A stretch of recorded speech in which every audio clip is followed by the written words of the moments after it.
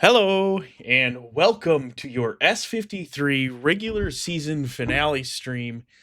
I am TDenstroyer, and with me is MaxLP80, who's been streaming for about 80 hours this weekend. How are you doing, 89 MaxLP? hours. 89, my I'm apologies. I'm good. Welcome back, guys. You heard enough of me this morning. You're gonna hear me some more.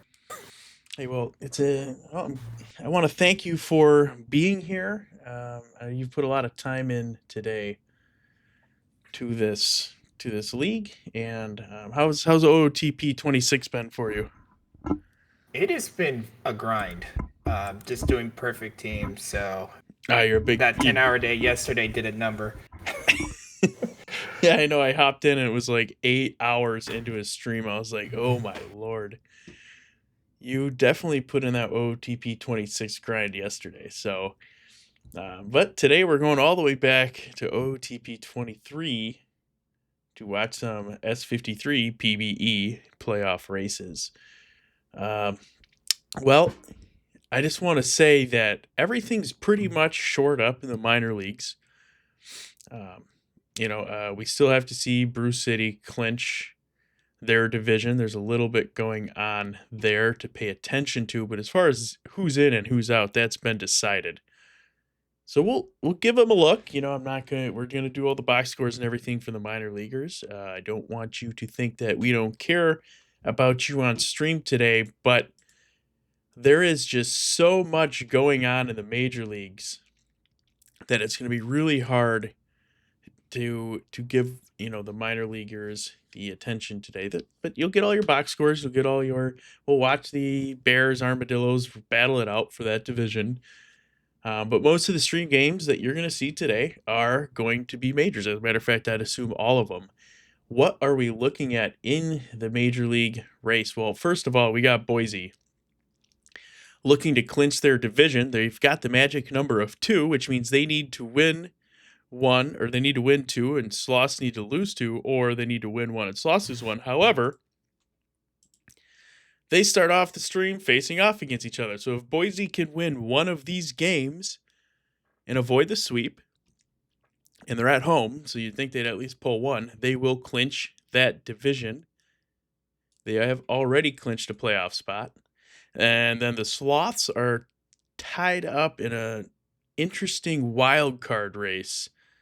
But it looks like they've got a pretty good lead there, so they're also got a magic number of 2 just to get into the playoffs. And then things get a little more interesting when you get down to the Aviators, Vandals, Surge still hanging around.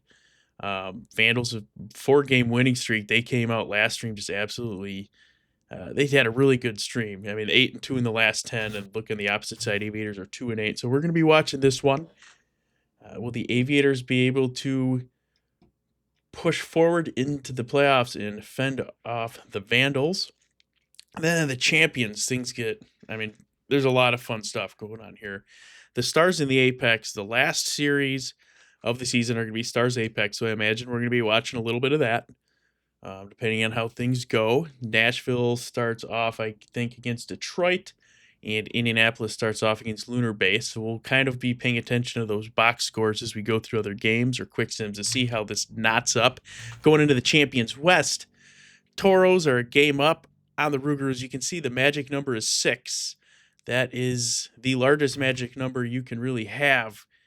The Rougarous, they have, who do they have today? They open up against Seattle, which is who Toros end against.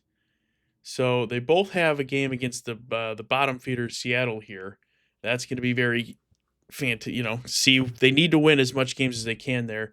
And then DVS, though, look at DVS at 57 and 45, tied with Nashville, 2 games up on Indianapolis. This last wild card slot over in the Champions is going to be really fun to watch. There's going to be a lot of things to pay attention to. As we go through it, we're going to have to pick and choose where we want to, put our minds into the game. But if everyone's wondering, does anyone know who has a tiebreaker between Bears, Lemurs, and Dillos head-to-head? Thanks. Looks like Casey Kobe is giving the answer there. Yeah, Bears over both right now. So I think without further ado, we're probably going to open up, see if we can watch Boise clinch that division. As far as games go today, we've got the 9th will be the first game. So I'm going to go ahead and send us to the 9th. Let's go to those scores. We're going to go to the Sloths at Raptors, and we're going to see, can the Raptors clinch that? So I don't know. Do we have a prediction up? We do. We do. So the predictions are going to, Mod Team's going to have their work cut out for them today, as we're kind of going to be bouncing around, but I'm going to try to give them a heads up as we go through it, and that should help us a lot. So right off the bat, I think Boise can't clinch this, so I don't think we're going to delay too long. MaxLP, you ready to rock and roll? As soon as I get a screen to look at, yes. Oh, boy. Yeah, that's a good one. That's a good one. I should definitely be screen sharing with you. All right. There, you got it now? I got it now. All right. Well, I apologize. Now are you ready to rock and roll? Yes. Okay, I will. Do you want me to take the first half, and then you can maybe give the exciting last half, or? I will definitely do that. You can go. All right, first half. San Antonio, Boise. We're starting now.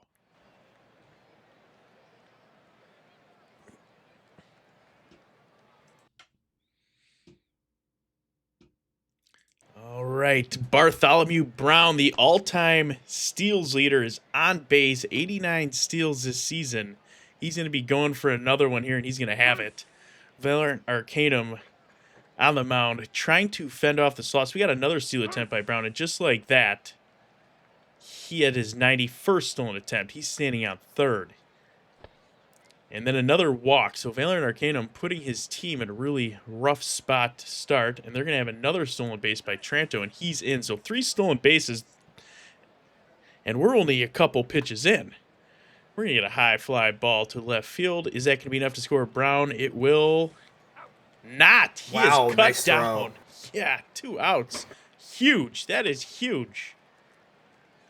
Huge for Valorant Arcanum. Wonderful throw out there in left field by Johnston, allowing Arcanum to get Woofington Jr. and prevent any runs in that half of the inning. Shane Ziegler going to lead it off for Boise, and he's going to find himself on second. No steal necessary. That's a leadoff double. Udabonga going to come up to the plate next. Mike Boss, the third, wheeling and dealing. Udabonga puts it in the middle of the infield. That's going to be good enough to advance Shane Ziegler. And then Tommy Callahan, the auto parts man, is going to get an RBI double. So San Antonio put Boise in a rough spot, but Boise able to get out of it. And in the bottom half, they're able to go and score their own run. Jeff Hopkins at the plate advances a runner, and now T-Rex Dan finds himself in a 5-3 putout. So Boise, looking to clinch the division, had some great defense, prevented a run, and now they're up 1-0 heading into the second as Arcanum continues to walk players. That's his third of the day. Shadynasty's going to be on first base, and he's going to go to third base with the Julian O'Sullivan single. So we got runners at the corner. The Stuart Littleton combination coming up next. Stuart rocks one to the outfield. That should be deep enough to at least attempt to score the run. And he's underneath the tag. It is 1-1. So Stewart with the RBI sac fly. Runner at first for Littleton. Littleton has a shallow fly ball. Easily grabbed by T-Rex Dan. Malcolm Kell up 4-3 putout. And that's going to be it for the San Antonio batting performance here in the top of the second. But good enough for a 1-1 tie as we go to the bottom. Chauncey Ingram goes down on strikes. Fastball up high. Couldn't help himself but swing. Bon Appetit at the plate. Bon Appetit, he slides it under M. Kell's arms. Could not get it, so Bon Appetit now at first, 1 out. Dan Johnston hits into what looks like it would have been a double play ball, but was not. And then he's going to go ahead and steal second. So Dan Johnson on second with Barry Allen, the 9-hole hitter, at the plate, batting .221 on the season. Check swings, walks. So runner on first and second, 2 outs. And Shane Ziegler goes down on strikes, no runs. 2 left on base, 1-1. Sloss Raptors. Bartholomew Brown, 2 stolen bases already in this game at 91 on the season. Caden Trantow gets cut down. Don Marcus. The Don Marcus at the plate now. Down the left field line, the shift was on. So he's got all day to run. He's going to be easily at second. Ted Woofington Jr. at the plate now. Hits one high and deep. Should be easy for T-Rex Stan to put it away. And he does. So we're tied up at 1-1, heading into the bottom of the third.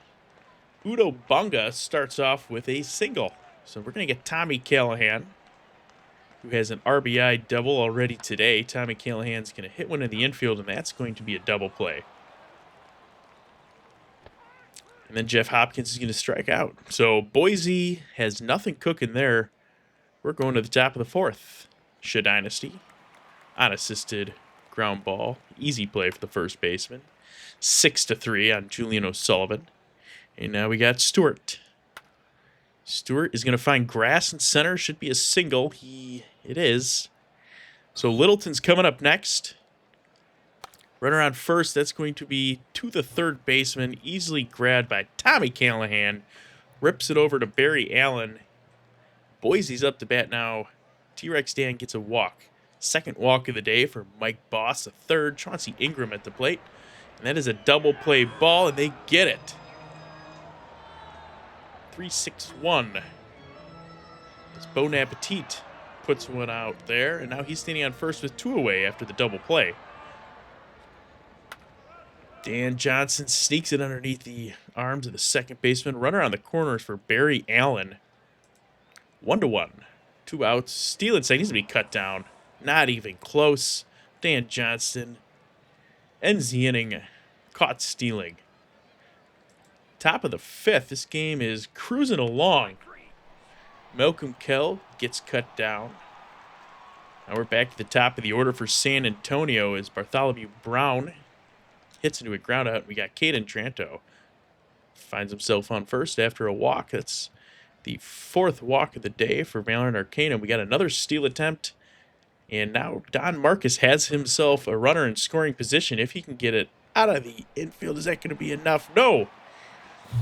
Doesn't drop. It hangs in the air a little too long. And we're going to head over to MaxLP for the rest of this game. Here it is, tied at 1. There's a ground ball to second. That's the first out for Allen. That will bring up Ziegler. Ziegler gets the pitch, and that is a base hit to left. So go ahead runs on here, and it's going to bring up Bonga. Bonga ground ball, and they will get the double play. They get out of the inning. So we go to the 6th. It's tied at 1 here. Here is Woofington Jr. That's a base hit down the line. Runner heading for second. The throw to second will be in time. Lead off double for Woofington, and it will bring up the red-hot Dynasty. Dynasty with a base hit up the middle. Runner stays at third, so runners at the corners, no out for O'Sullivan Jr. Oh boy. Who takes the walk. Loaded so now him. Arcanum's in trouble. Bases loaded. Oh, Stewart boy. with a Oh, deep boy. fly ball, and that's a grand salami. Home run for San Antonio. It is 5-1. That is Stewart's 19th home run of the Wow. season. Well, that makes it That difficult. hurts. Yeah. And there is the strikeout. Littleton strikes out, still in a little funk here. It will bring up Kell. Frosty steal in the game, and that is a base hit. So Boise imploding here. And it'll go back to the top of the order with Brown. And Brown gets the second out on the force, and they get 2 in a row. So we go to the 6th. It is 5-1 San Antonio. Here is Callahan. Callahan with a fly ball to right, but it's going to be easy play for Littleton. 1 away. Here's Hopkins. Hopkins with a deep fly to center, but it doesn't have enough. It's caught by Tantro. And then here is Dan. Dan with a ground ball to second. And an easy play for Kell. So 1-2-3 for Boise. And just like that, the Slosser are still up 5-1. Both teams with 7 hits here. Here's Tantro and strikes out. Circle Chains freezes him. And that's the second strikeout for Steele, the lefty, facing Don Marcus, the switch hitter, hitting righty, and Marcus strikes out. So this will bring up Wolfington Jr. Wolfington lines out to the first baseman. So 1-2-3 for the Sloss. We go to the bottom of the 7th. Everybody stretching to a 5-1 lead for San Antonio. So here's Ingram. Ingram, fly ball to left. Easy play for Brown. 1 away. Here's Napatet. And at the walk, the check did cash. Here's Johnston. And that's a fly out to second, 2 away. So this will bring up Bob Allen here. Allen, ground ball to first, easy play. So we go to the top of the 8th. It's 5-1 Sloss. So Dynasty will lead off here. The Red Hot Dynasty hitting 278 this season. Flies out the left. And it will bring up O'Sullivan Jr., who's 1 for 2, and strikes out. So Williams Jr., first strikeout of the game. And here's the man of the hour, Stewart. 5 RBI, all 5 RBIs. It gets the 3rd hit of the game. 3 for 3, 1 home run, and 5 RBIs. And then Littleton strikes out. So we go to the 8th. It's 5-1. Ziegler in the game and grounds out. Here's Udo. Strikes out. So back-to-back strikeouts for Amel. Well, at least it seemed that way. And there's strike 3. So they strike out the side. We go to the 9th. It's 5-1. And everything is flying by for me as Brown grounds out a quick 2 outs for San Antonio. And that's a quick 1-2-3. We go to the bottom of the 9th. It's 5-1. It'll be Hopkins, Stan, and Ingram. Hopkins strikes out looking. So here's Dan. Dan 0 for 2. Dan strikes out looking. I feel like I just saw that. Here's Ingram. Ingram 0 for 3. And that is going to be an easy play for the shortstop. It's caught. And San Antonio stays alive in the division as they win 5-1. Yeah, no doubt. Stewart's got to be player of the game, right? I would think so. Yes, 3 for 3, 5 RBIs, a home run. Yeah, I mean the Grand Slam is the play of the game. I mean you could pretty much have just watched that play and this game. That's it. So Boss to third, 6 1/3, 7 hits, an earned run. Yeah, very strong and goes to 12-4 in the season. But yeah, it's Stewart. It's Stewart. It's Stewart. Arcanum goes to 10-10 with the loss. Let's go see what happened around the league. We all watched that. I don't need to sit and bore you with the score. This one's interesting. Yeah, MaxLP, you're seeing this one. So the Vandals win, and the Aviators lose. But let's go in and check this one out. Crab's deal is 6-5 loss to the Aviators. What happened here? It looks like it was Kelvin Crab and Cove who really pushed Providence across the finish line. Outer Banks Aviators did get a lot of offense, 2 hits from 3 different people, but they fall short. You can see they were putting together something in the bottom of the 9th that just did not come to fruition as far as getting the tie and pushing it to extras or winning the game. So Alessios gets the win, Bonzo with the hold, James with the save, and Wombat Jones takes the loss 10-7. Justin Fern is your player of the game. It was 6-0. It was never. Oh yeah, they tried to claw back, but yeah, it was bad. All right, so the Voyagers win. They get their 70th win of the season with a 3-2 victory on Skato's 2-run homer in the top of the 9th. Skato's 2 for 4, 3 RBIs to lead the way for New York. Only 3 hits for Buffalo in this one, including an RBI for Swarger and Tomlin. So your winner is Jones, 10th win in relief, by the way. Westbrook with the loss, and Joey Moose Jr. is your player of the game. Yeah, Buffalo's got their work cut out for them. They got 3 against the Voyagers, and then they got OBX at the end. So we'll see. Sauce Raptors, we watch Vandals, Pathfinders, Vandals fighting for that last wild card spot. They win 6-4 here against the bottom of the division team, Toronto. 4 RBIs from Danny Burgers. Danny Burgers is probably looking at player of the game with that one on home run and then another couple RBIs added to it. Over on the Toronto side, 2 RBIs from Eames and Ethan Shadow. The winner is Cook. Save goes to Shrub. Loss and blown save goes to a miss. And Danny Burgers was your player of the game. Champions.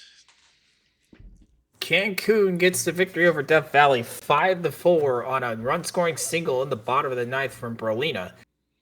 Death Valley got 2 hits each from Gianelius, Lamborghini, and Plainview.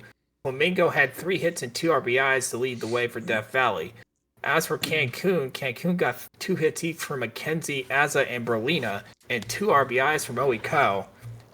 As for the pitching... Sorry. You're good. Martini gets the win, despite 2 holds and a blown save. Cancun did everything they did to try to lose the game. Your loser is Xavier, dropping the 3-6, and Literal Flamingo is your player of the game. No affiliation to the Florida Flamingos. It's in his contract. All right, going over, we got fair. Apex Rangers, and the Apex couple games behind the Stars. Looks like they're going to be 3 games behind after this, as the Rangers defeat them in extras 9-7.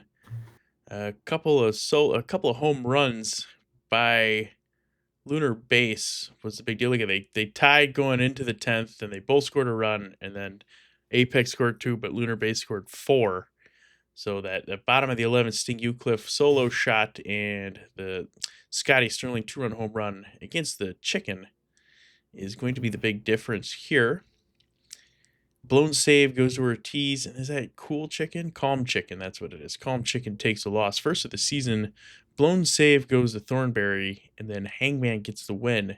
Scotty, the man, the myth, the legend, Sterling is your player of the game. Nashville defeats Detroit 9-1. They scored 7 runs late to put the game away. They were led by the 3 hits from Andrews and Momspooner, and 2 RBIs each from Sakudo, Momspooner, and Summers. As for Detroit, they only got 6 hits in the game, 2 hits by Ruiz, and the only RBI in the game on a solo home run. Andrews hit their 22nd.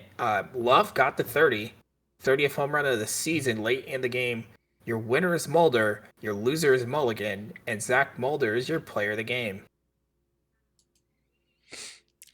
Rougarou Serpents goes to extras, but Rougarous are able to pull it off Ashley Joan Williams. It's a run-scoring double off Rex Rivers. So Ashley Joanna Williams with the 2 RBIs, 3 hits, scoring both runs for New Orleans, which was good enough for them to stay a game behind Cancun. Going out of the pitching, Goat Tank had the blown save, but picked up the win. And then on the other side, Rex Rivers took the loss. Fenrir Lycan is your player of the game. So I believe that means New Orleans clinched a playoff spot. We'll double check it. Yeah, they did. But before we go into the minors games, let's finish the minors. Let's do that. Let's not be crazy here. I won't go too crazy on this stream. We'll keep it simple. We'll keep it simple, stupid for me. All right, go ahead. The Flamingos defeat the Firehawks 7-2. Florida had 13 hits to 9 and somehow won this game by 5 runs. They got most of the hits, though, from their bottom 5 hitters, as Honcho back again, Sabor, Bill, and McLeod all combined for 12 hits and 6 RBIs in the game. Wellerman Jr., Zach Johnson, and Beavers all had 2 hits each. Johnson and Beavers getting an RBI. Johnson hit their 27th home run of the season. Your winner is the 6 shutout innings of Kirkpatrick. They go to 9-10. Your loser is Velek the 4th. And your player of the game is Jay Kirkpatrick. Rana's Lemurs, no frogs up as the Lemurs win their 69th of the season. Louisville gets 3 RBIs from John Kensi Kawanza and 3 RBIs from Seymour Baltz. So 6 RBIs total just between those two players. 2 hits from Hoff, Zalewski, and Baltz. Going down to the line score, the win and the blown save went to Gerhardt. Seymour Baltz was your Louisville player of the game. Amarillo defeats the Hepcats 8-2, scoring 4 late in this game. Amarillo was led by the 3 hits of Mann, Watterson, and Van Christenhauser. 2 RBIs from Watterson. As for Kansas City, they got 2 hits each from Bones and Scouten, including Scouten's 14th home run of the season. As for your pitching, Takahashi with the win goes to 11-4, 6 innings of 1-run ball. Your loser is Hooker, who falls to 0-7. Must be rough. And your player of the game is Walter Walterson. All right, Brew City, Swift Steeds. So we got Lemurs, Dillos, and Brew City all winning as Boucher excels in the 9-2 Brew City victory with 3 RBIs. Jacques Toll with 2 RBIs as well. So they combined for 6 hits and 5 RBIs, the top of the order there over on State College side. Mizushima and Blair each with an RBI apiece, but not much going on as they lost 9-2. The win went to Jay Noble. The loss went to Ramirez. Crockwell only got 4 through 4 innings, but the bullpen able to hold steady for Bruce City as AJ Boucher is your player of the game. Anchorage defeats Chicago 10-1. Not much here for Chicago. They only got 4 hits from 4 people. Downfall with the only RBI. As for Anchorage, everybody reached base except Bubonetti.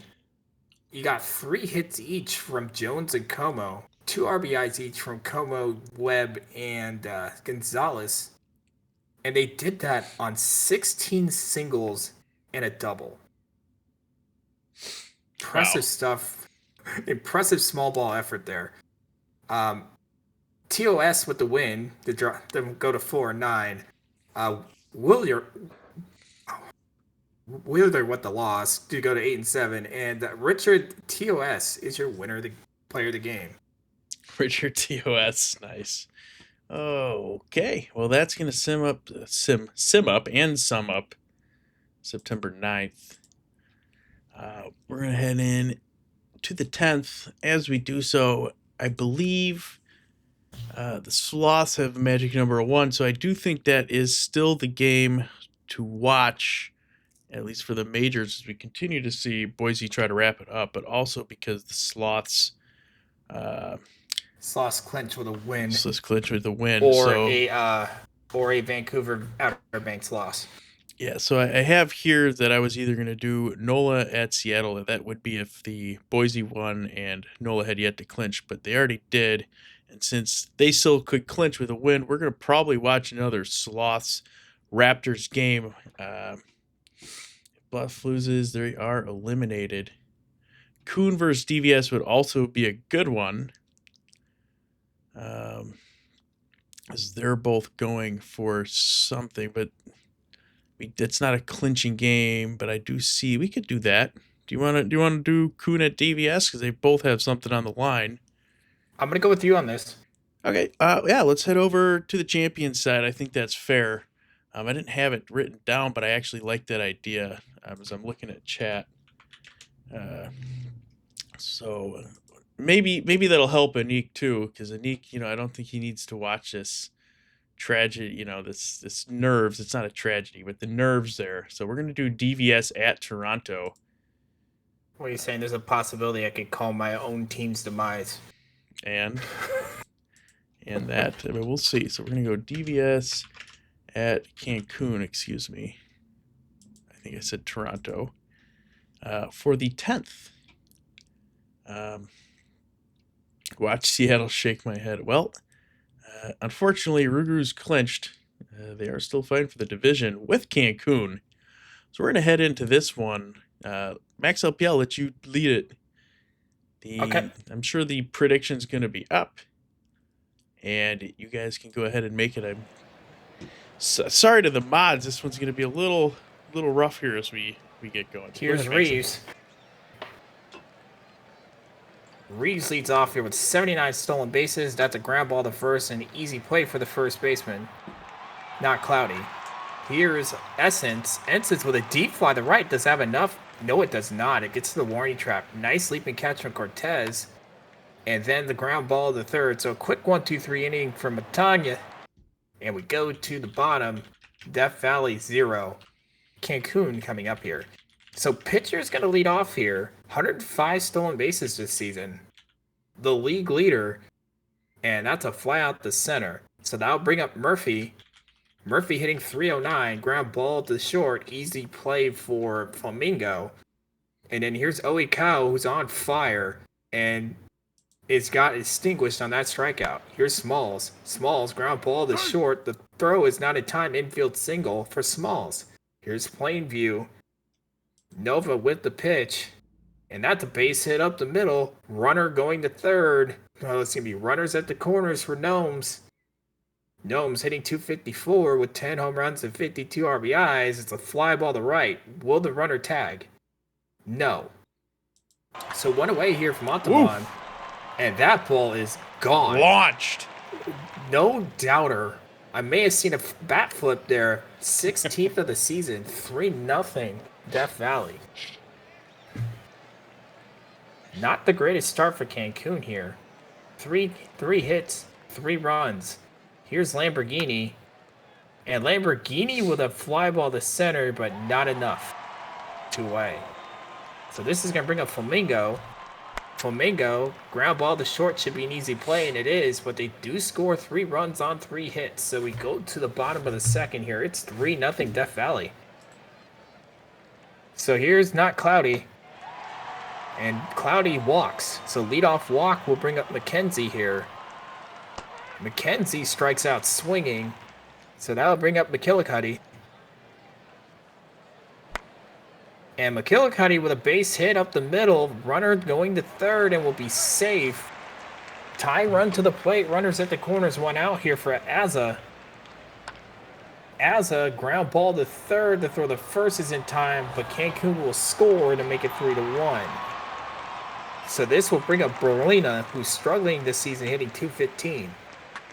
Berlina, and just like that, I cursed the commentators cursed and went the other way. RBI single for Berlina. It's 3-2.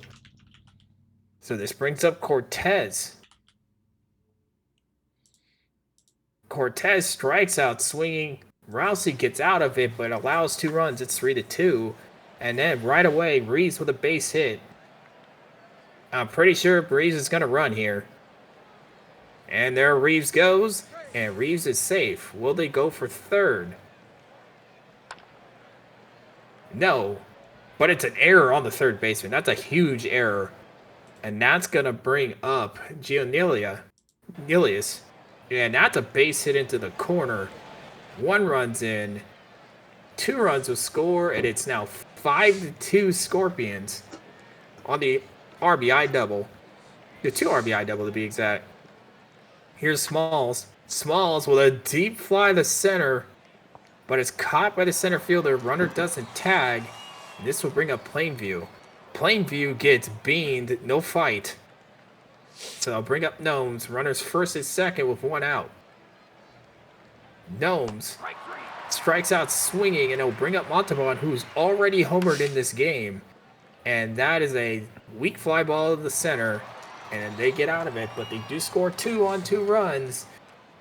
It's 5-2 Scorpions, and here's the pitcher with a deep fly, and that's gone. So it's 5-3 on the 10th home run from pitcher of all people.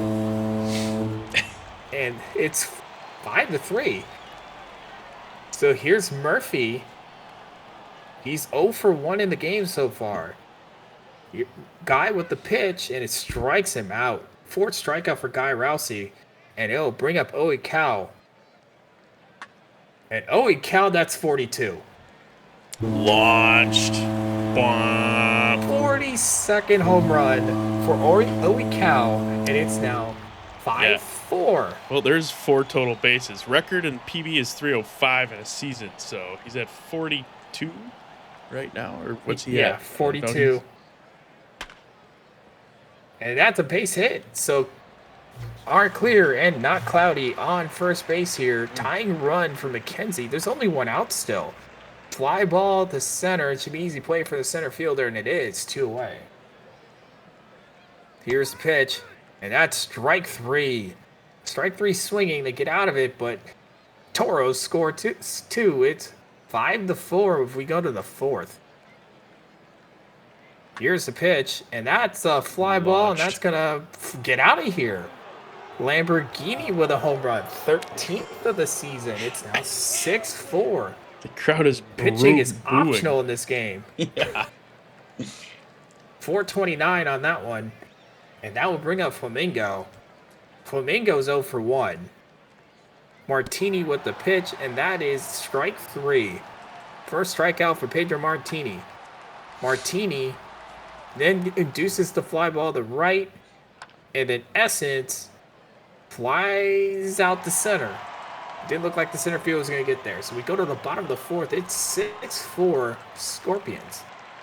Here's Azza. Azza's 0 for 1 with an RBI. That's out number 1.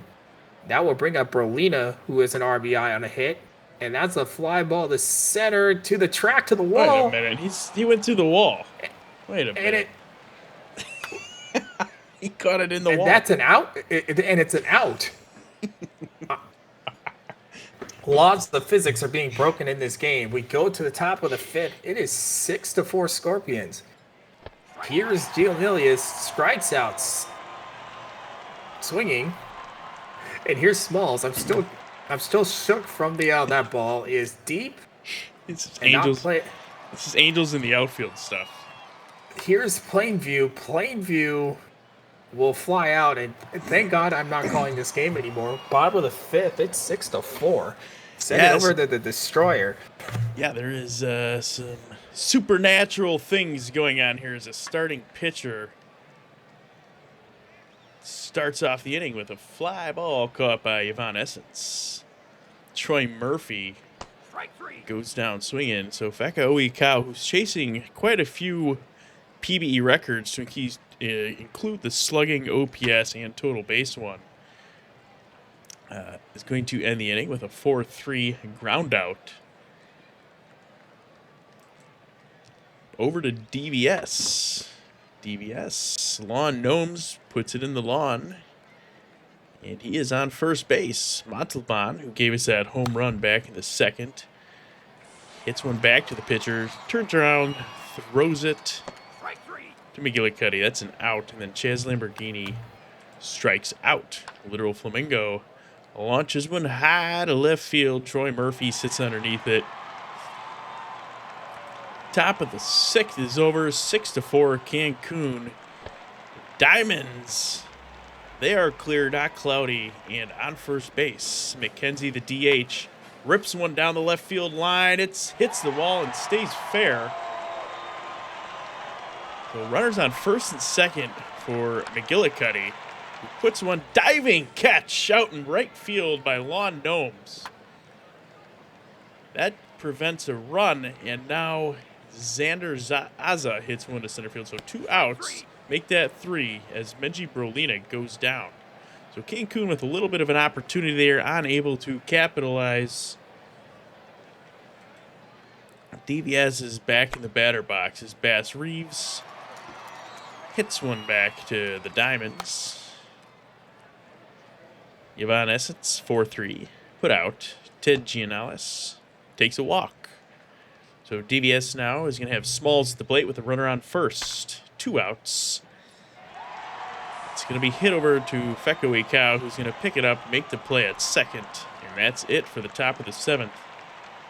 Victor Cortez is going to lead us off, and then we're going to see the top of the lineup, as Victor Cortez did exactly what he needed to do to try to give the Toros a tie or lead as a starting pitcher, batting .261 on the season, is, well, that's a real bummer. Victor Cortez cut down 1 out just like that. Just like that. And then a starting pitcher, drop third strike, doesn't get to first base. Troy Murphy now in the batter's box. He will walk. And then Victor Cortez getting cut down at second base. It always just feels like such a bummer, especially these intense games. As Feka Oekau puts one in the outfield. So it would have been a run for Cancun, but now it's runners at the corner for the Young Ruli Rowdy Diamonds are clear, not cloudy. Sliding grab by Evanescence puts it away. No runs for Cancun. A lot of action there. Nothing doing. Over to the top of the 8th, DVS Daniel Plainview is going to start us off with a single. Roquefort Cotswold on the mound. As that one's going to land inside. The lawn finds, once again, more grass. Go figure. Montalban, no outs. Runner on first and second. Rips one into left field. Is that going to be good enough to score Plainview? No, he is going to hold up at third. So, a bases loaded. I hope you like cars. Lamborghini at the plate. And Cotswold walks in a run. No outs. Things are going from bad to worse for Cancun. Is now Flamingo is going to get an RBI single. Runners still bases still loaded. No outs. So DVS just going around at that. Ryan Lee comes in. Gets past Brolina. Wild pitch. Runner scores. So bases are no longer loaded, but 2 runners in scoring position for Reeves. And he puts one in the outfield. So the top of the 8th getting a little out of control as DVS is putting it on him now. I'm not quite sure if Cancun's going to have what it takes as that one lands by Evanescence. And that is going to clear the bases with a double with that includes 2 RBIs. The whole package on that one. Ted Gianalis walks. So this half inning doesn't want to end. Still no outs, might I add. There we go. Smalls finally gives us an out. A 6-4 putout. Now we see another pitcher as John Cowgill's in there.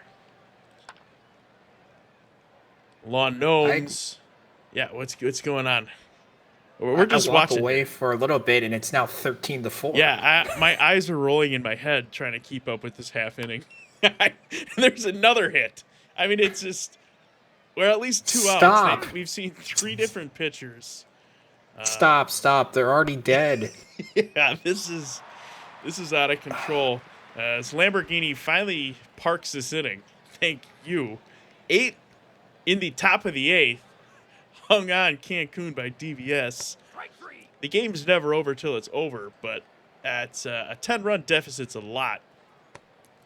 Though we can see a lot of runs get put up. We just saw in the last. We just watched a Scorpion score 8.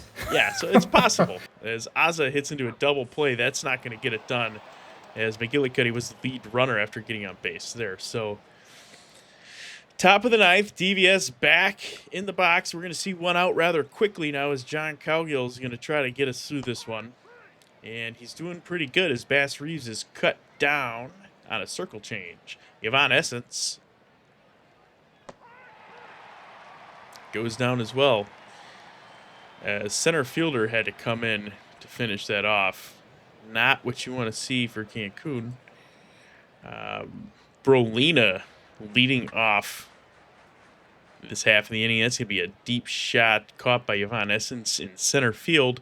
Victor Cortez, the 9-hole hitter, is going to blip one over to short.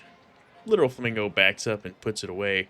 We're down to 1 out. It's going to be a 5-3 put out to end this game as DVS absolutely scorches the Toros. 14-4. Well, And it looks like Boise just clinched too. And Boise clinched. So see, Anix can thank us later as we stepped away from that one. They did clinch.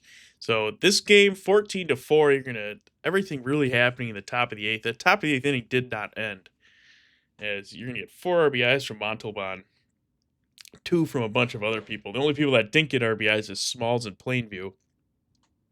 But they had 4 runs between the 2 of them. So the whole lineup contributed. And over on the Cancun side, wasn't a terrible day, but when you allow 14 runs, there's not a whole lot you're going to do most days. Every Scorpion reached base.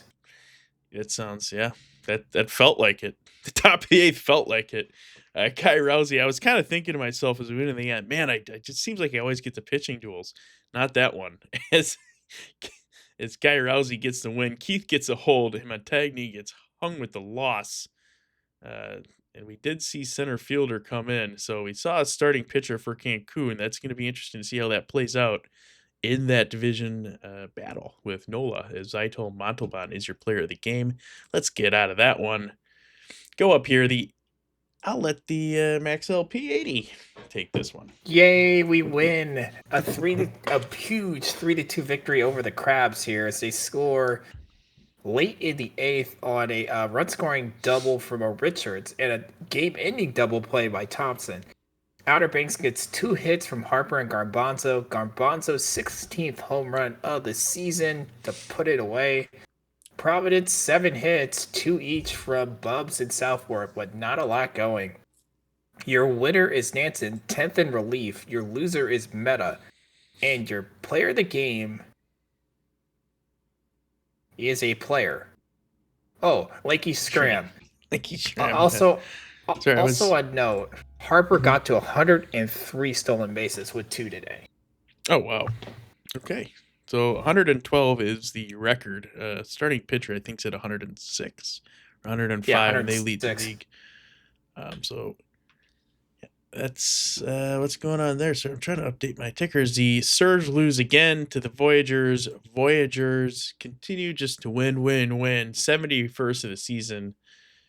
Surge, I think, are starting to be on that verge of being eliminated. As we see Yeti Taz with 3 RBIs on the New York side, 4 RBIs from Kerry Kelly of Buffalo, but that's not going to be enough as the Voyagers lineup does more. Keep a secret with the blown save. Ryan Jones with the win. Ransom Jones with the win. Frig Delling takes the loss as Kerry Kelly in the losing side is your player of the game. As I mentioned before, Boise defeated San Antonio 11-1 and clinches the division. Not too much to go here. Sloss didn't get anything going in the way of generating runs. Boise 10 hits to 8 and wins 11-1, led by the 3 hits and the 5 RBIs from Bonga and the 4 RBIs from Hopkins. As for San Antonio, 3 people got 2 hits, but they only scored 1 run. Hopkins with a 3-run homer to seal it. Nanaman is your winner to go to 16-3. Your loser is Glorbenspiel, and Udo Bonga is your player of the game. Congrats to Boise, as the Vandals also win against the Pathfinders, keeping that wild card race extremely interesting. Vandals' win streak goes to 6. They could not ask for a better way to end the season so far, as we get 3 RBIs from McLovin Jr., 2 from EVC, and another 2 from Danny Burgers, who was a player of the game yesterday. Over on the Toronto side, 3 RBIs in the top of the order, 1 each for McNeely, Deathridge, and Dawson the third.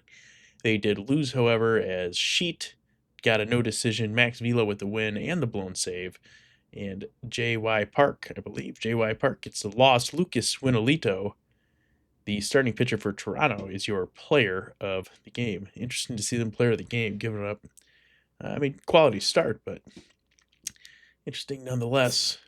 So there are 2 people on the run for 112, because Harper has 103 and a starting pitcher has 105. Yeah, I don't know if they'll be able to do it. It's going to be interesting. It's only 4 games left for them, so we'll see. Possible. Lunar Base defeats the Apex to make things interesting. A walk-off win on Rock Eater's run-scoring single. Indy gets 2 hits each from Car Crash and Catcher Scudder, who also had 4 RBIs, including a 3-run homer in the first. Lunar Base gets 3 hits from Shu and 3 hits from 2 other people, including Sterling's 3 RBIs, and Zakaquil had 2 RBIs. As for your pitching, your winner is Hangman. Your loser is Foot. I giggled when I said there's a Hangman winning and a Foot losing. Anyway, Scotty Sterling is your player of the game. It's the man, the myth, the legends. Oh, the Stars lose to the Demons, so the Apex Stars both lose, which is going to keep things tight there. As the Demons hang 5 on them, the Stars get 0 on their foot. There's nothing really doing in the Nashville lineup. Sabert Randberg with a hit, I guess, and Maximilian Summers as well. Over on the other side, Detroit, Danger Dollarson with a RBI, 2 RBIs for Lou Williams, and 3 hits and 2 runs. So I'm going to guess Lou Williams is going to be your player of the game, but we'll see. John took the loss in Nashville as Chicken Nudes got the win. Oh, Chicken Nudes is your player of the game, I suppose. 7 innings pitched, no earned runs. Will do it. They One only got hit. Yeah, 1 hit. They threw a 1-hitter. They got an impressive ERA as Two, well at 3.17. So yeah, two hits for Nashville in this game. yeah, that's a rough one offensively for sure. So Seattle defeats the Rougarous.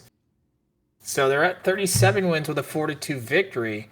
3 in the fourth to put it away, including 2 hits each from Doug and Wellerman, 2 RBIs from Becker. Bordeaux somehow hits their 3rd home run of the season in this one. Williams with their 24th home run of the season, and 2 hits from Steel Flex. That's pretty much it for the Rougarous. Your winner is DeVries. You go to 6-11. Your loser is Jackson, and Rivers gets their 4th save of the season, and Ivy DeVries is your player of the game. 4-pitch save for Rex Rivers. Not bad. That's what they say is something slight. Kingpins Wheelers. Wheelers win in extras, excuse me. As Kingpins are dealt the loss. Neither team really fighting for much here, but, pride. Pride is still always on the line as the Chicago lineup got 2 RBIs from Tatton. And then Downfall, Marcus DeCanter, each with 1. Over on the Anchorage side, the bottom half of the lineup providing all the RBI run support, as we had King, Steel, Love, Bobanetti, and Gonzalez, each with at least 1. Gonzalez is the one with 2. Down to the pitching line score. Loss is going to go to Big Yosh, excuse me. And the hold is Treadwell, Rothschild, blown save, McDougal with the win. John Tatton is your player of the game. Can we get a standings check? That's what. Yep. At the end of the box scores, we'll go check both majors and minor standings. So we'll finish up the box scores. Yeah, you're good. We'll finish up the box scores and we'll go ahead to standings, and then we'll figure out what we're gonna do next. There's perhaps an opportunity to get a minor league game in today if that division race is at least interesting. So we'll see. California defeats Florida 4-2 on a 3-run home run from Mahier. Can you take me higher with the 3-run home run and all but one of the RBIs from Mahier? 3 for 5, 3 RBIs. Hawkins, 20th home run of the season, 2 RBIs to lead the way for Florida. Your winner is Jimmy, 13-9. Your loser is Coop Matowski in relief, and Backel Jr. gets their 14th save of the season, and slipping the Jimmy is your player of the game.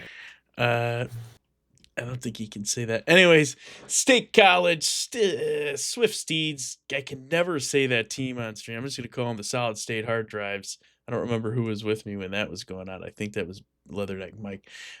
Beats Bruce City in an upset, 10-6. State College gets 3 RBIs from Bandit Healer and 4 RBIs from Bryce Tyrone Johnson. So 7 RBIs between just those 2 players is all they're going to need, as Bruce City only gets 6.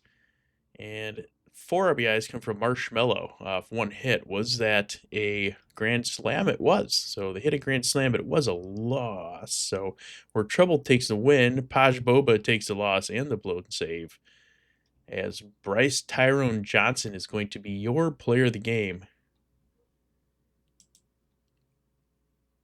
Louisville defeats Puerto Rico 4-2 on 2 hits each from Kwanzaa, Zaleski, and Crawford, and RBIs from Pink, Kwanzaa, and Zaleski. As for Puerto Rico, 9 hits scattered between 8 hitters, but only 2 RBIs, 1 from Joey, 1 from Bullfrog. Your winner is Robo Dibble, 14-6 on the season. Yoj is your loser at 5-13, and Summers is your gets a save here, 7th save here, and your cybermetrically enhanced Robodibble is your robot of the game. Certified player of the game. Last game before we take a look at the standings, we got Hepcats, Armadillos, 9 runs is what it took for the Armadillos to win this one as they go to 67-37 on the season. Over on the losing side, AJ Justice gets 2 RBIs. A couple of RBIs scattered elsewhere in the lower half of the lineup. On the winning side, we had 2 RBIs from 3 people, Palindrome, Goldberg, and Sandshrew, each with 2. Scroll down to the pitching. Legacy Point took the loss. Amos Rich gets the win, and Garlic Bread gets the save. Palindrome, S53 Palindrome is your player of the game. All right, let's go ahead and take a look at the standings and see where we want to head for tomorrow. First major standings, let's take a look. San Antonio is still looking for that 1 win or a Vandals and Aviators loss to clinch their playoff spot. The Buffalo Surge technically still in it. But they definitely would have to probably win out. Well, they would have to win out just to get to 53 wins. Now, they do play the Aviators, but it seems unlikely. We can pretty much count them out. On the other side, Stars Apex, they finished the game against each other, but if the Stars win and Apex lose this next one, Stars clinch. DVS. A DVS win and an Apex loss gives Death Valley. Yeah, so Apex need to win. An Apex loss and a Stars Scorpions wins actually just pretty much puts that conference on ice. So pressure's on Apex to not lose this next one. And then if we get to Indianapolis, then things get interesting because it's in Indianapolis. So let's go ahead and look at the minor league games here. We got magic number of 2 for Bruce City. And I think if we had an opportunity to watch a minor league game, this would be it. Too many games to possibly play. Yeah, there's a lot going on. Let's go ahead. Is everyone good? I think I'm going to give everyone just another second here to look at the minor league ones before I head to the world scores. So the Bears and the Dillos. Bears need to win, Dillos lose, and then everything's pretty much on ice over here as well. So I'm going to go ahead and checkbox that. Let's go down here. So Dillos got Hepcats, Bears got Swift Steeds. So if we wanted to watch a minor league game, because tomorrow is going to be an off day. Yep, so there are no games tomorrow. And then we head to what could be an interesting Nashville-Indianapolis series. And then we've also got NOLA at DVS 2 in case things get interesting there. But really, the series that's starting to look, the thing that's starting to look really interesting to me is the Vandals Aviators, as we try to figure out who's going to be that last team in the Legends. So, yeah, let's wait. This is pretty much our only opportunity to do a minor league game today, and I want to make sure that we get one in. Yeah, we can do Bruce City. Yeah, I think we can watch Bruce City, perhaps lock things up. That being said, the Hepcats one might be a little more interesting, but the State College did just put it on Bruce City. You see, if I can call Bruce City clinching game and an OBX clinching game, then I can stay out of trouble. Wait. Look at chat. Better series next. Okay.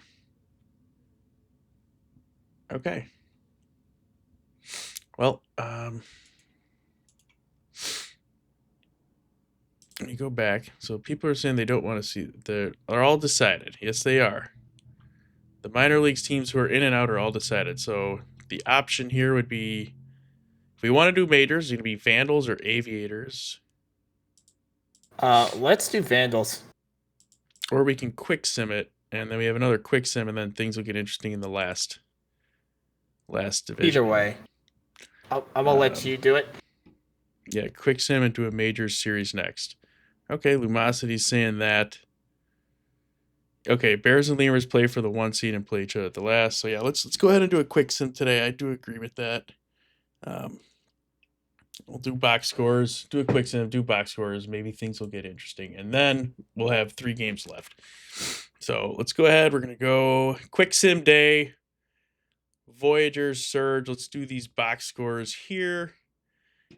New York defeats Buffalo 6-1. 72 wins for the Voyagers.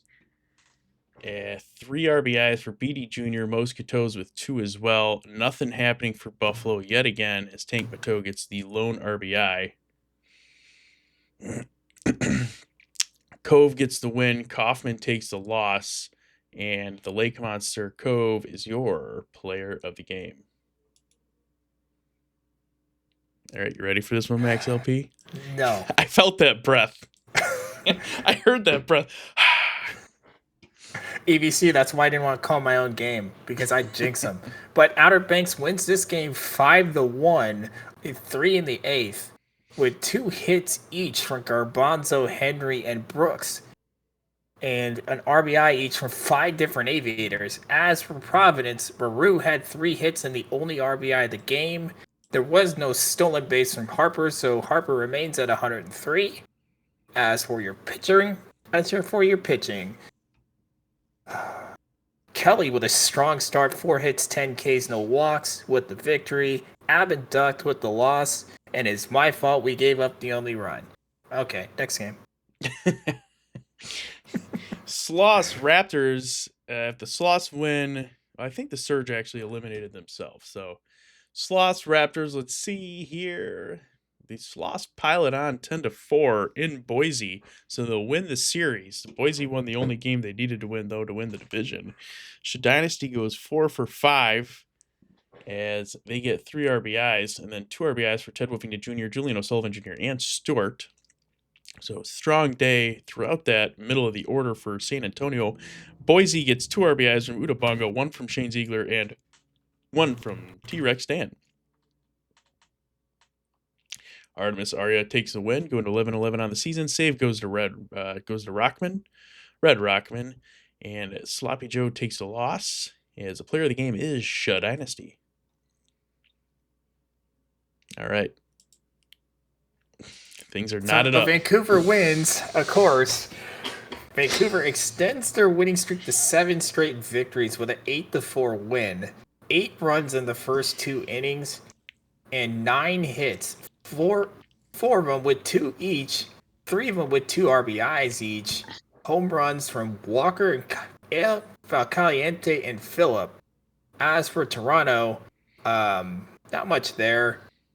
Your winner is Nasty in relief because cash considerations didn't make it out of the 5th.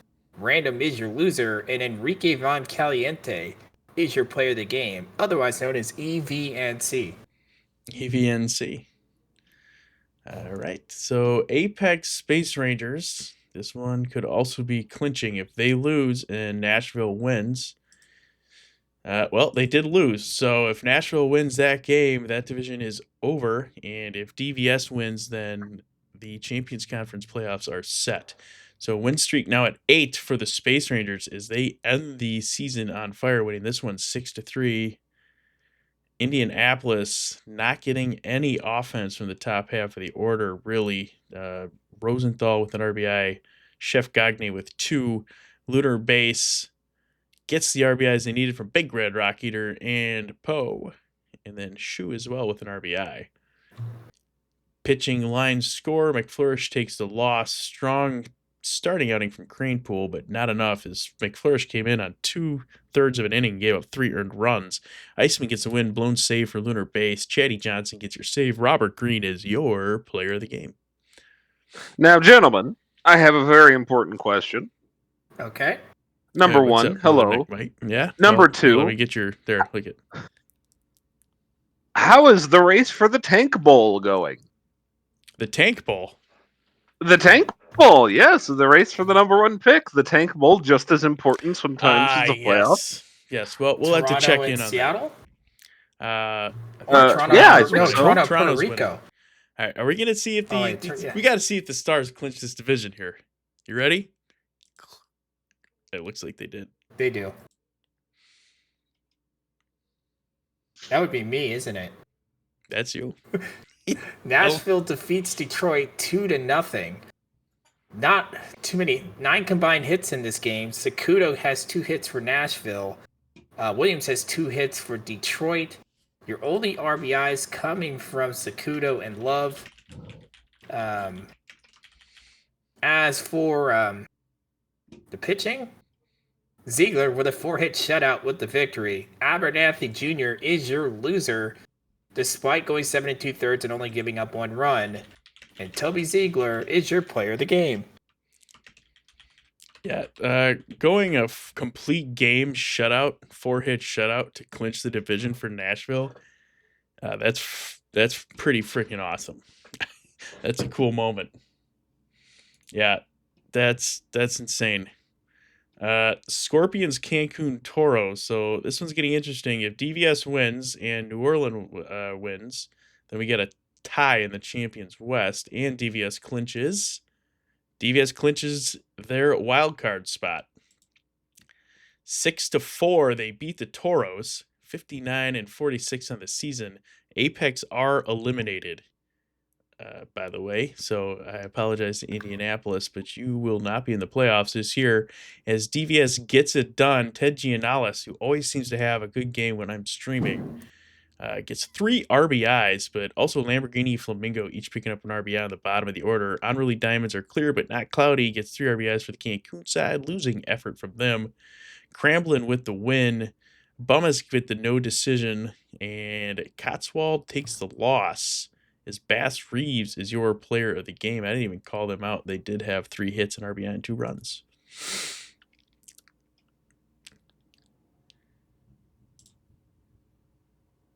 Well, there's no pitching in this one as New Orleans wins this game 13-8 on 17 hits, including 3 hits each from Steelflex, Guile, and Williams, 3 RBIs from Williams, and 2 RBIs from Rison the third.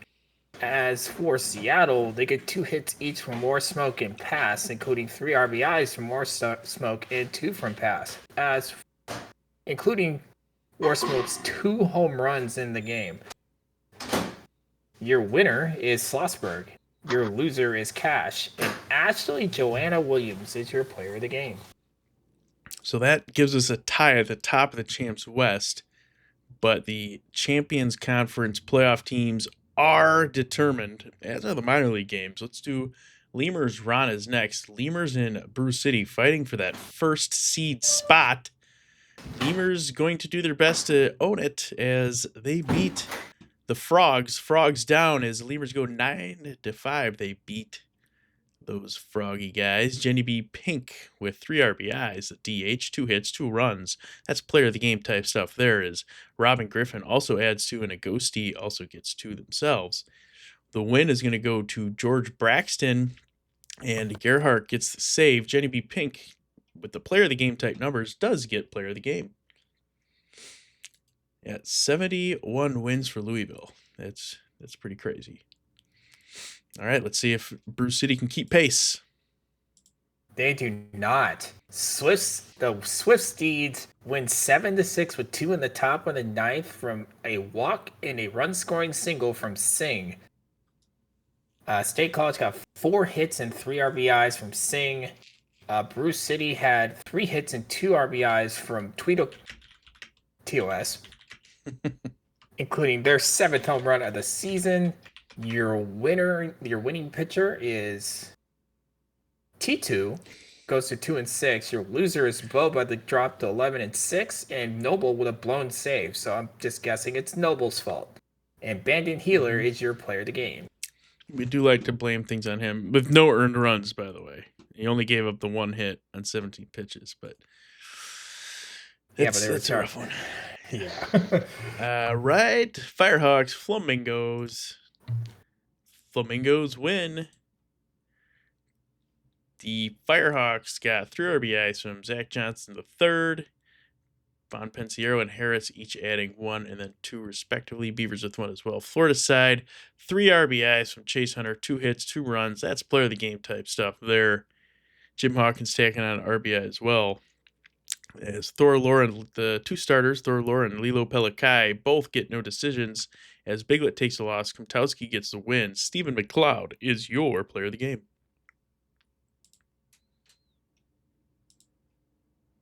Amarillo defeats the Hepcats 11-0. There's not a lot to go on here. Only 4 hits for Kansas City. The same amount of hits for Day Lioncourt and Hughes, who each got 4 hits in this game. Van Christenhauser got 3 RBIs. 7 different Amarillo hitters got RBIs in this game, and 5 different people walked. As for your pitching, Smith is your winner, 6 2/3, a 3-hit ball. Your loser is Dion II, and Harold Smith is your player of the game. There's a Leatherneckmike's player there getting their 12th loss of the year. Yeah, that sounds about right. You're still there. Okay, let me. No, I'm still here. That sounds about right. Kingpin's Wheelers in the battle of the bottom feeders, as LNM was saying, and Wheelers are ensuring they will not be bottom feeders, as they got 3 games left, and that is at least what they have up on Chicago. This game went for a while. We should have streamed this one. You guys we could have pushed the limits on the attention span of the league. I'd have tapped out in the 5th inning. 0-0 16 ball innings. game. 16 innings of tank ball, baby. That's what we're here to see. All the way. They did not want to win. They're like, no, you score. No, you score. I want to score? No, I exist. That went on for 15 innings up until Webb decided that he wanted to score. He wanted to go home. He wanted to go home. He said, forget you guys, as Webb is going to get the only RBI of the day. And that was going to be off Votto. Look at all these pitchers. And that was Crony's runner. So all these pitchers, thank Lord it's the minor league game. Otherwise, we'd see like 4 starters. It's Warren Peace is going to get your player of the game. That's the starting pitcher for Anchorage. Though I would argue that's just based on stats. Yeah, that exactly. So that's going to sum that day up. Tomorrow's going to be an empty schedule.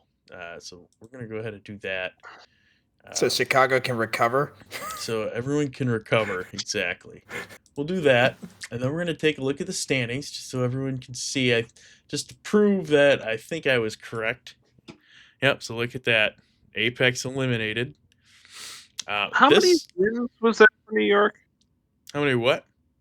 How many wins does New York have? 72 right now. Okay. So I was correct. That did look like an aberration, and it is. So if New York wins one more game, they will have the most wins in franchise history in a single year. Well, there you go. New York fighting for that. Things are starting to look kind of clear. What isn't clear, though, is we got 2 races going on. 2 races left here in the majors. Vandals, Aviators fighting for the wild card. And then we have Toros, Rougarous fighting for the division. But who's in and who's out on the champion sides all decided. Let's go ahead and look at the minor league score. So apparently this one here, Bruce City and Armadillo, Bruce City's technically got a chance to not win that division, but division wins aren't really what matters here. We're looking at number 1 seed, and that's Bruce City and the Lemurs. So my understanding is they play each other. Yes, they do. So, well, let's. Oh boy, we got a decision to make here because we've got Aviators. We've got Aviators and the Vancouver games. We've got the Toros and the Rougarou game. I think this one looks appetizing, and I'd like to save this one for perhaps tomorrow, or we can watch it now. Well, I gotta go pick up my oldest, so yeah, I think I'll leave it up to you two. I say we take the minors game because I think it's the closest race for that one slot, and then hopefully maybe everything else will develop over tomorrow because there's still a couple of games in it, I believe, amongst everything else, right? Yeah. Well, and Vancouver and Outer Banks don't play each other, and we got what? Are we at 4 or 3 to go? Well, technically, you could have a game 109. Yeah, as well. so we may So show them anyway. yeah, we could show them. I do think we should do the one minor league game. I want to see it. Yeah, this should be one If of the nothing best. I else, mean, 270 win yeah. minor league teams. I mean, this is kind of crazy. I mean, we're gonna do it, and then we'll see how the majors develops.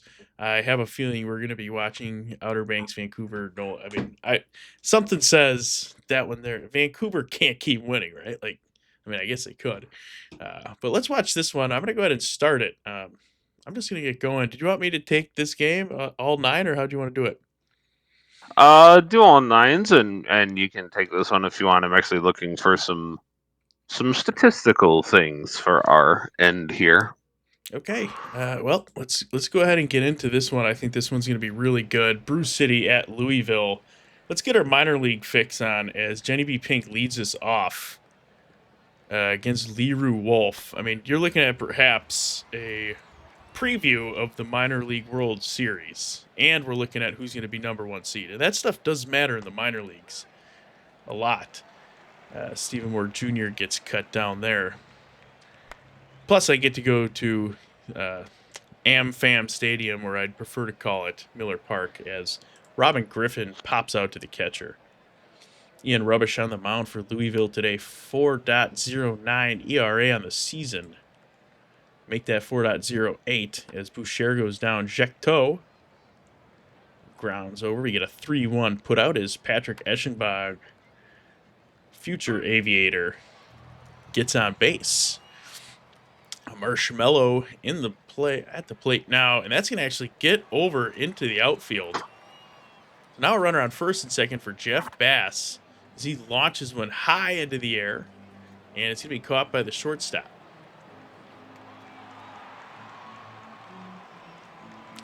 There aren't games 109s for seeding, but for making the wild cards or winning divisions, just check on that one. I don't know about the winning for the wild card. I don't know about. I mean, there has to be for winning. Nope. Is winning division just go head to head? Jacob, while you're here. As we're going to see Christopher Hoff up now with 2 outs. Leroy Wolf is cruising along. Paulo Zalewski goes down. So Hoff, Zalewski all cut down as we're going to get Tweedlecock, Levine, and Miss Stewart up to bat. Here's Tweedlecock, 6-3 put out. Levine at the plate now, launches one down the right field side, goes past Hoff, and Bruce City's got a runner on first as they're trying to catch up. They're a game behind right now for first seed, and they're going to have 2 runners in scoring position for Thicker McThickety Thick. And he's going to launch one into left field. I don't know if that's going to be deep enough. Are they going to attempt it? They're not going to test it. So AJ Boucher is going to need to do something here, and he's not going to do it. He's needed a hit with 2 outs. So 2 runners left in scoring position for Bruce City. Louisville still looking for their first hit. It's not going to be Seymour Baltz. We got Ghosty and Crawford up next. Ghosty goes down as well. A couple of strikeouts as Shaquille Crawford up to bat. 4-3 put out. So Leroy Wolf on cruise control. Jecteau up to bat now for Bruce City as Ian Rubbish back on the mound. F7, Patrick Eschenbach sneaks one into the outfield. Runner on first. Eschenbach, second time on base today. Marshmallow is going to go down swinging. Jeff Bass at the plate. Double play ball. No needed. There's 2 outs already. Let me check my little umpire counter here.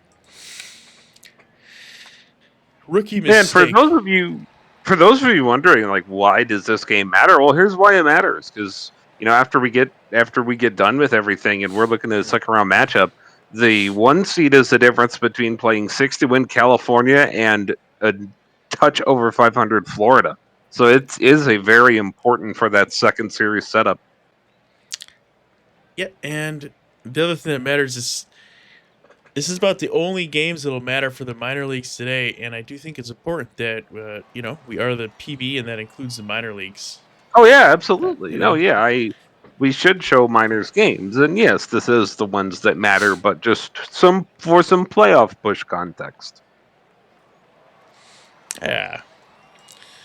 And we're trying to let some games develop in the majors as well as we get to watch this good game. And the game's playing out 0-0 right now. We got runner on first and second, Tweedlecock at second. We got Miss Stewart, who's been on fire, hitting into a double play type ball, but it is the minors. Those seem to rarely get turned. Is now Thicker McThick, bleeds one to left. What was that little teleportation? No, that's a cheating scandal out there in left field. That's balls with the illegal use of a teleportation device. Yeah, unfortunately, nothing in the rule book on that one. Bring it up to the commission. Drop third strike for Christopher Hoff, but he's going to be put out by half a step. His Zalewski is also going to be cut down. So 2 strikeouts for Leroy Wolf. They've already got 9. They've already got 9 strikeouts through 5 innings. Jecto going to lead us off against Ian Rubbish. 4-3 put out. Patrick Eschenbach is on base.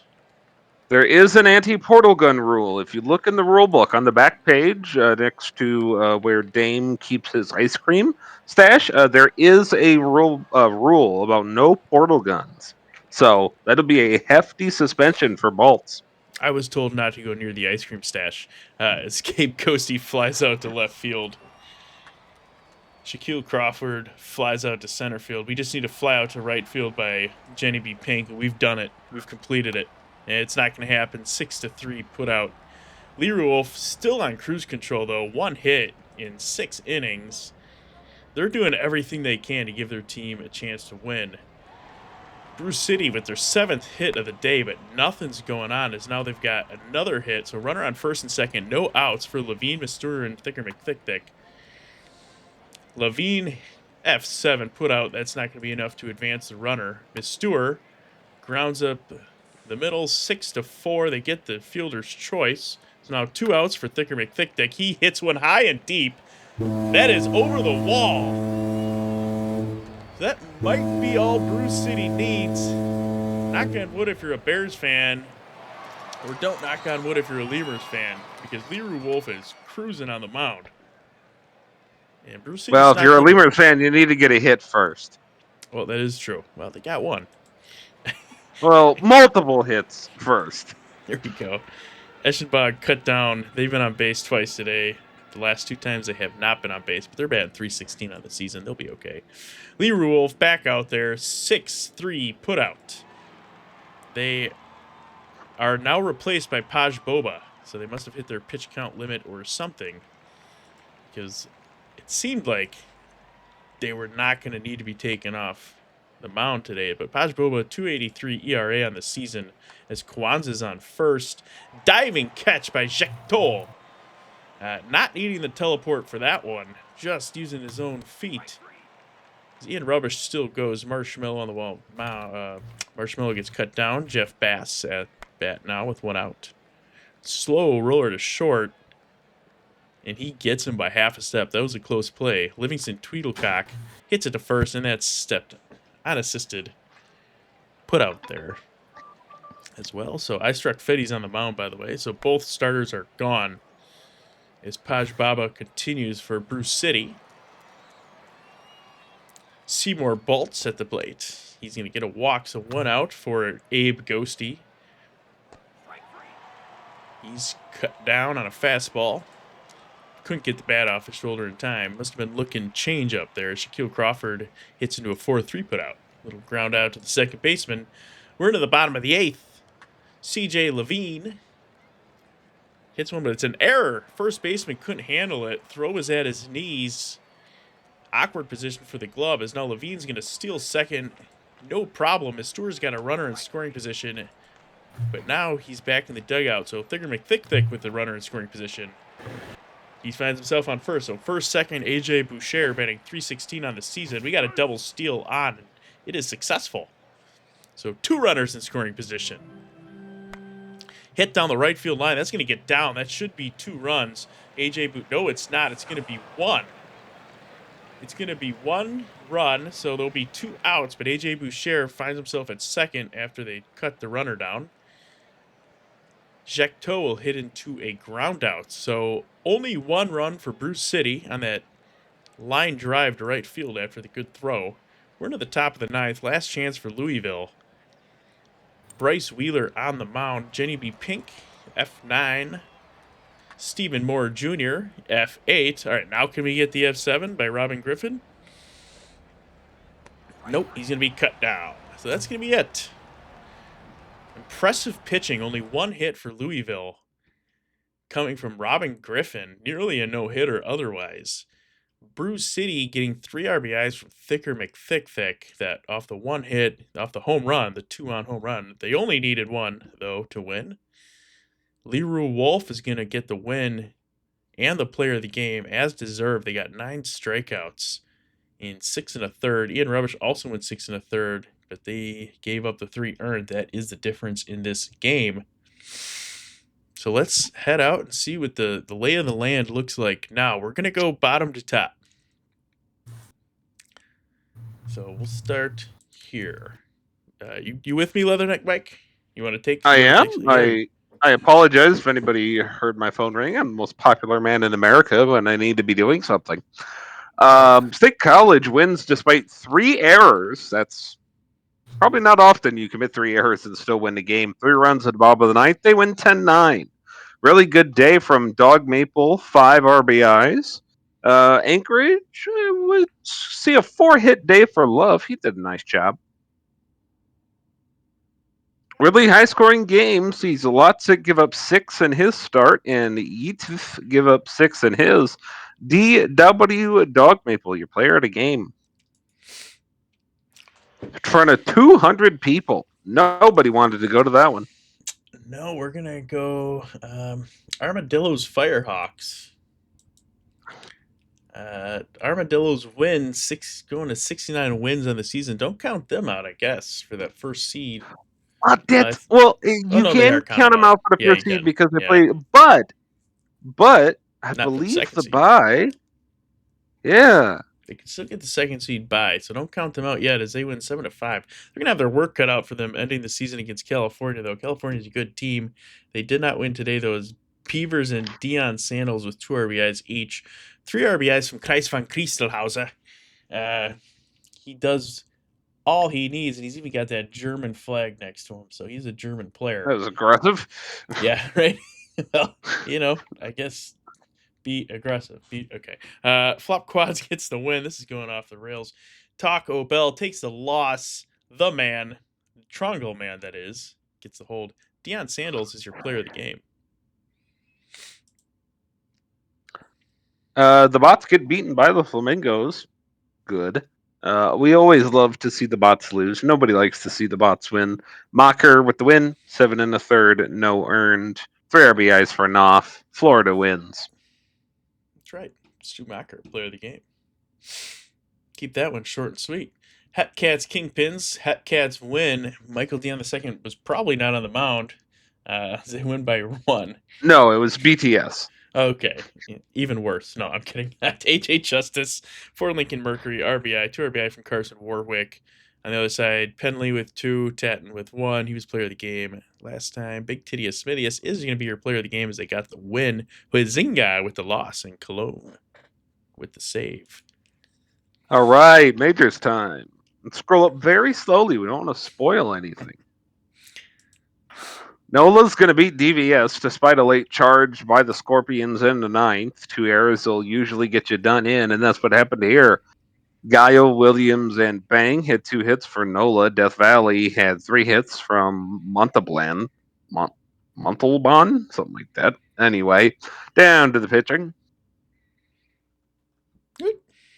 We see Pruitt with the start, 4 2/3, 3 earned, and the loss. And then Eshelman Jr., 7 innings, no earned. Great start for him. He's your player of the game.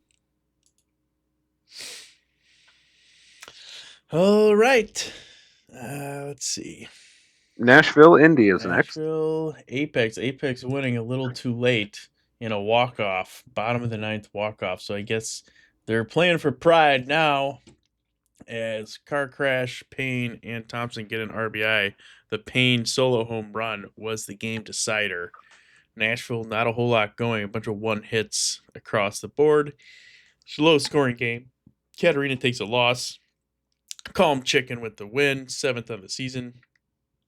Kelvin Ball, the no-decision starter for Indianapolis, is your player of the game.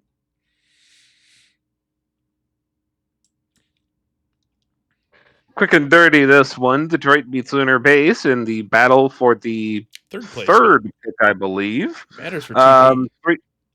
Three hits for Lunar Base is all. 7 hits for Detroit. Got the job done. Ford, 6 2/3, 3 earned the loss. Strider, 7 innings, no earned the win. Great pitching day for Detroit. Strider, the starter for the Demons, your player of the game. Toros Yeah. win 3-2, keeping things knotted up there with Nola. And moving to 64 wins on the season. 3 RBIs, all coming from Chadwick McGillicuddy, off their 2 hits. And they got a home run with 2 on. So a 3-run shot, providing the McGillicuddy RBIs there. Seattle, 2 runs scored, both by Arenado. Going down to the pitching, J.C. Swishman gets the win. Majiro McQueen takes the loss. J.C. Swishman is your player of the game. An A starting pitcher. Sorry, can you click back into the Cancun box score? Yes. I wanted to see what the steal number was. 106. We're kind of running out of time to get that 6 stolen more. base record to fall. Yeah, you got to get 6 to tie. Yeah, it's kind of close. So one thing we're gonna check with that final day is where Feka Oikau stands. He stands to break a couple single season records, I believe. So yeah, there's a few. Yeah, we got we'll pay attention to that on the last day. We're not gonna slog us down right now with it. Pathfinder's Sloths. Go ahead, Leatherneck. Sloths win 6-4, so a 59, almost 60 win season for San Antonio. The Toronto, not so much. Only 34 this season with a couple to go. Toronto got 9 hits. They had a nice day from the plate. Dawson had 3 RBIs, but it's just a little too much to ask of their pitching staff. Fortunately, San Antonio wins. Tatum, 6 1/3, 1 earned. Benico, 5 1/3, 3 earned. So good outings from the starters, but it was the bullpens who let Toronto down. Tatum, your player of the game for San Antonio. I just want to thank NotSpace for the raid as well. For those of you tuning in, if you're unaware of what you're watching, this is PBE Baseball. We're in the final set of simulations for the regular season. Every player here is controlled by one person. If someone can give us a little... Oh, there we go. We got it up in the chat. There's a link you can follow. Make a player. Come in, watch them go through the minors, work their way up to the majors, do some tasks on a forum. And you too can see your player here in the stat and the box score. Vandals win again. So Vandals refusing to lose, fighting for that last playoff spot. We'll have to see what the Aviators do. 6-1 on this one. 3 RBIs from Walker, Strange, and Rishkesh, each adding 1. Over on the Boise side, T-Rex Dan with 1 RBI as well. Andy Beans gets the win and the player of the game as Phantom takes the loss. Vancouver is just refusing to lose and making things really difficult, as I see the Aviators win as well. Go ahead. Crabs, 5-1 victory over New York. Put themselves on 38 wins. New York stays at 72, so no franchise record in wins just yet. Bubs with 3 RBIs for Providence. New York had a hit from everybody except for Teggy and Tomato. P-Dubs Woods got the loss in this one. It was a good start from him, though. 6 innings, 3 earned runs, although the errors from Taz and Tomato cost New York here just a little bit, although it would have only been a closer loss because Judge Cruiser had a good day. One of his few good days this year, unfortunately, when you see a guy at 4-12, but he will end his year on a good note. 6 2/3, 1 earned, a really nice season on an unfortunately not very good team for this season. Franklin Judge Cruiser ends his year your player of the game. A 363 on a 38-win team is really good work from a starter. Very good ERA. Aviators keep pace with the Vandals for that last wild card spot. The Legends Jesus. Yeah, you guys are doing it. 55 and 51. This is going to be very interesting to end the season as a Surge give the win to the Aviators in what looks like a very close game. Aviators getting an RBI from the beginning, the middle, and the end. That's Harper, Swift, and Brooks, each adding the RBIs. Buckshank with both RBIs. That was a home run with 1 on. So Buffalo not really doing much except for the home run there. Kim Ji Woo with the win and a McIntosh with the loss. Kim Ji Woo is your player of the game. So that's it. We're gonna stream a game. Let's see. Let's go to the standings. Where are we? I mean, this one's still knotted up. This one's still knotted up. We've only got a few games. We only got 2 games left, right? 13th, 14th, and 15. Yeah, so we only got 2 regular season days left. I'm going to go ahead and go back to the world scores. Check that box. File save game. Yeah, this is gonna get interesting. Roll forward one. Is it? Yeah. So it's today and tomorrow. Today, tomorrow, and then that's it. That's Okay, it. well, I say we just watch OBX and then turn off BNN, and then if OBX wins, we watch Vancouver. And we'll do it tomorrow if we have to, but I don't think anything else is important as that. So let's do it. That's my opinion, anyway. Yeah. Yeah. Okay.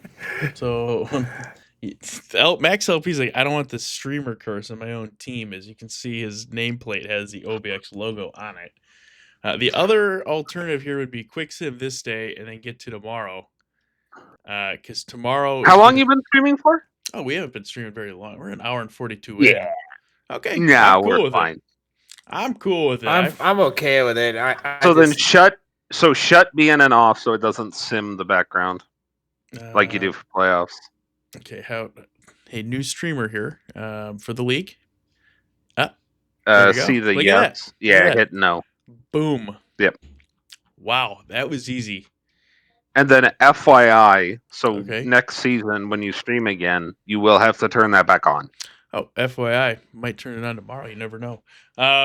It depends on what happens. Oh yeah, that's true. Just maybe. But I'm just saying, it will remember that setting is what I mean.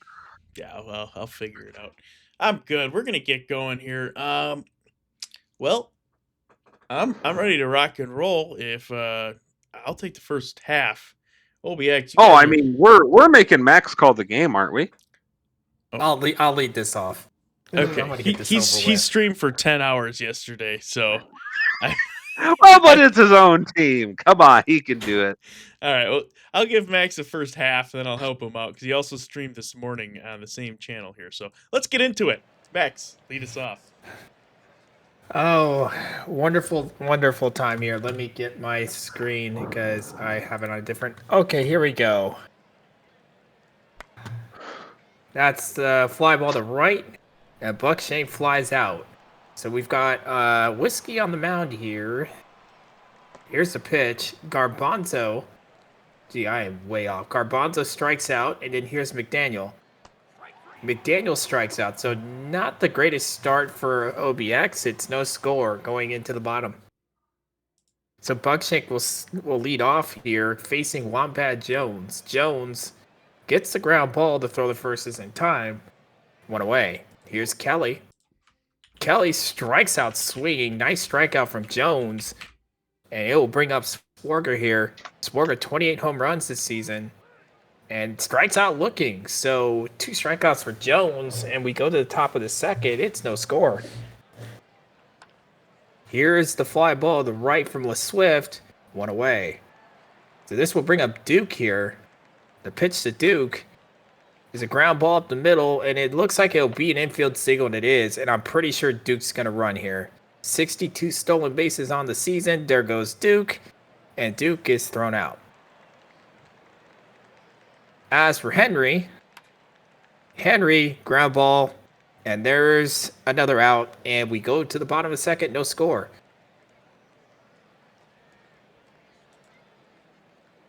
Here is the pitch. Kadarva with the base hit. So leadoff single here brings up Thriller. Thriller hitting 244 on the season. Fly ball to left. It should be an easy play for the left fielder Henry, and it is. One away. Here's Tomlin. Tomlin. Balk. It's a balk. It's a balk. Now I've seen it all today. There's a fly ball to right, and it will be caught. The runner tags it, goes to third. So I have now gotten everything today. Fly ball to center. Does it have enough? No, it does not. As people warp to center field to make the catch, who go to the top of the third, it is no Were you score. sweating there? Were you sweating a little bit? What? No, Okay. not at all. What controversy here unfolding on the penultimate day? Another portal gun usage. That'll be a suspension. As for that, here comes Power Bat Little Bark, one away. The fly ball to right. Does this have enough? No, it does not. Two away. They'll bring up Brooks. Brooks, base hit up the middle. Second hit of the ball game for the Aviators. And this will go back to the top of the order. And here's Harper. Harper strikes out. So we go to the bottom of the third. No score. Yeah, if there's a balk to like clinch a spot here, I'll go crazy. No comment.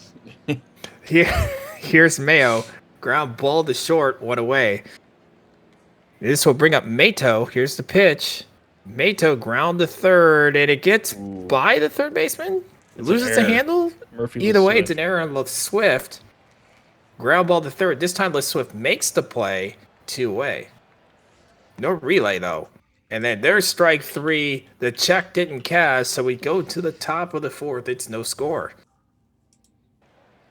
So here's Garbanzo. Garbanzo with a fly ball to left. Easy play for Tomlin, one away. Here's McDaniel.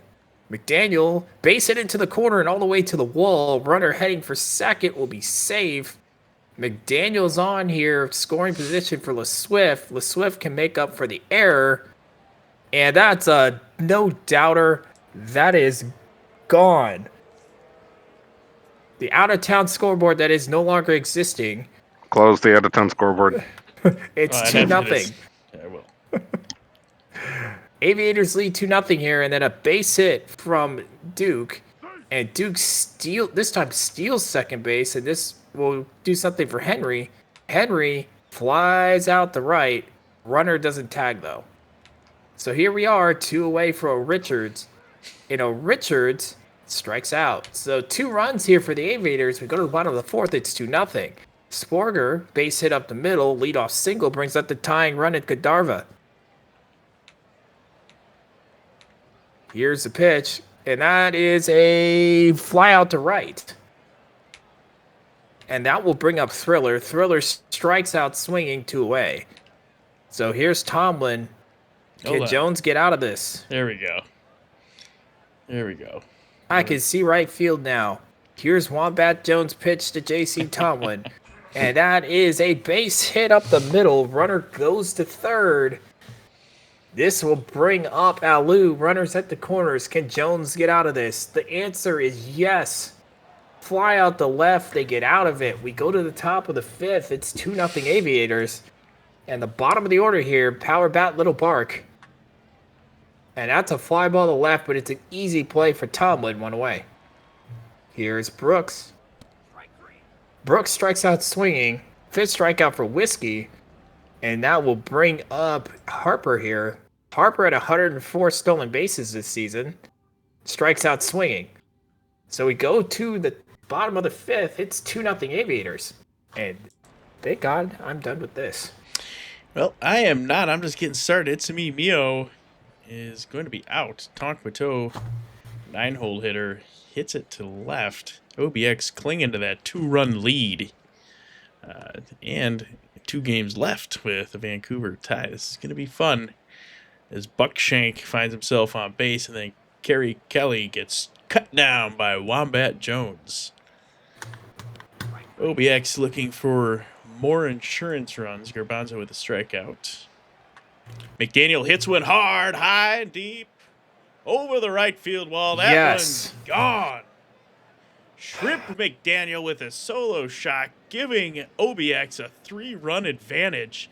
That is a 340-foot shot over that brick wall in right. Murphyless Swift going down as well. Steve Duke going to keep the inning going as he sneaks one under the glove of Itsumi Mio. Aaron Henry at the plate. He's going to hit it to the shortstop. 6-3 put out. That's all it's going to be so far for OBX, but that Solo shot by Shrimp McDaniel, adding to the lead. As Wombat Jones is going to try to keep it at 3 as Dimply Splurger's on the plate at first. Cadaver, the catcher, hits into a potential double play ball, but it's only going to be 1 out. They get the lead runner. Damian Thriller puts one into the outfield, so it's going to be runners at the corners with 1 away for J.C. Tomlin, the left fielder, batting .290 on the season. That's not going to do it, though. Third baseman calls off the pitcher. And then we're going to get a 6-3 putout. Good defensive play by Beckett Brooks, saving a run and keeping the lead at 3 for OBX. And now they're going to have a chance to increase it as Satchel Richards watches a knuckle curve for strike 3. He looked a little outside, maybe, from up here.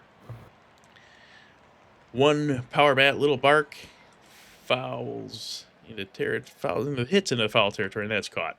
And then a line drive by Beckett Brooks, who made the nice defensive play last half inning to end this half of the inning. Bottom of the 7th, Buffalo needing some runs if they want to win this game. Itsubi Mio is going to be on first with a single. Line drive up the middle for Taquato, and he is going to be put out. Slow roller to the second baseman. They were able to pick it up and get the out. Buckshank, top of the order, hits to third baseman. Murphy LeSwift throws it over to Duke. And Ryan Stryker Jr. with 2 outs gets a 4-3 putout. So that's it for the Buffalo half of the 7th. Into the top of the 8th, Arya Harper with 104 stolen bases. Slightly below the single season record of 112. Probably not going to get there, but made their best attempt. They are out. Garbanzo gets walked. They're on first. McDaniel, nice leaping grab by Dimply Splurger. And then Murphy LeSwift hits one to center field. Oh, Garbanzo slides underneath. So runners at the corner for Steve Duke. 2 outs. But he's going to hit it to Dimply Splurger, who's going to pick it up, make their second put out of the inning.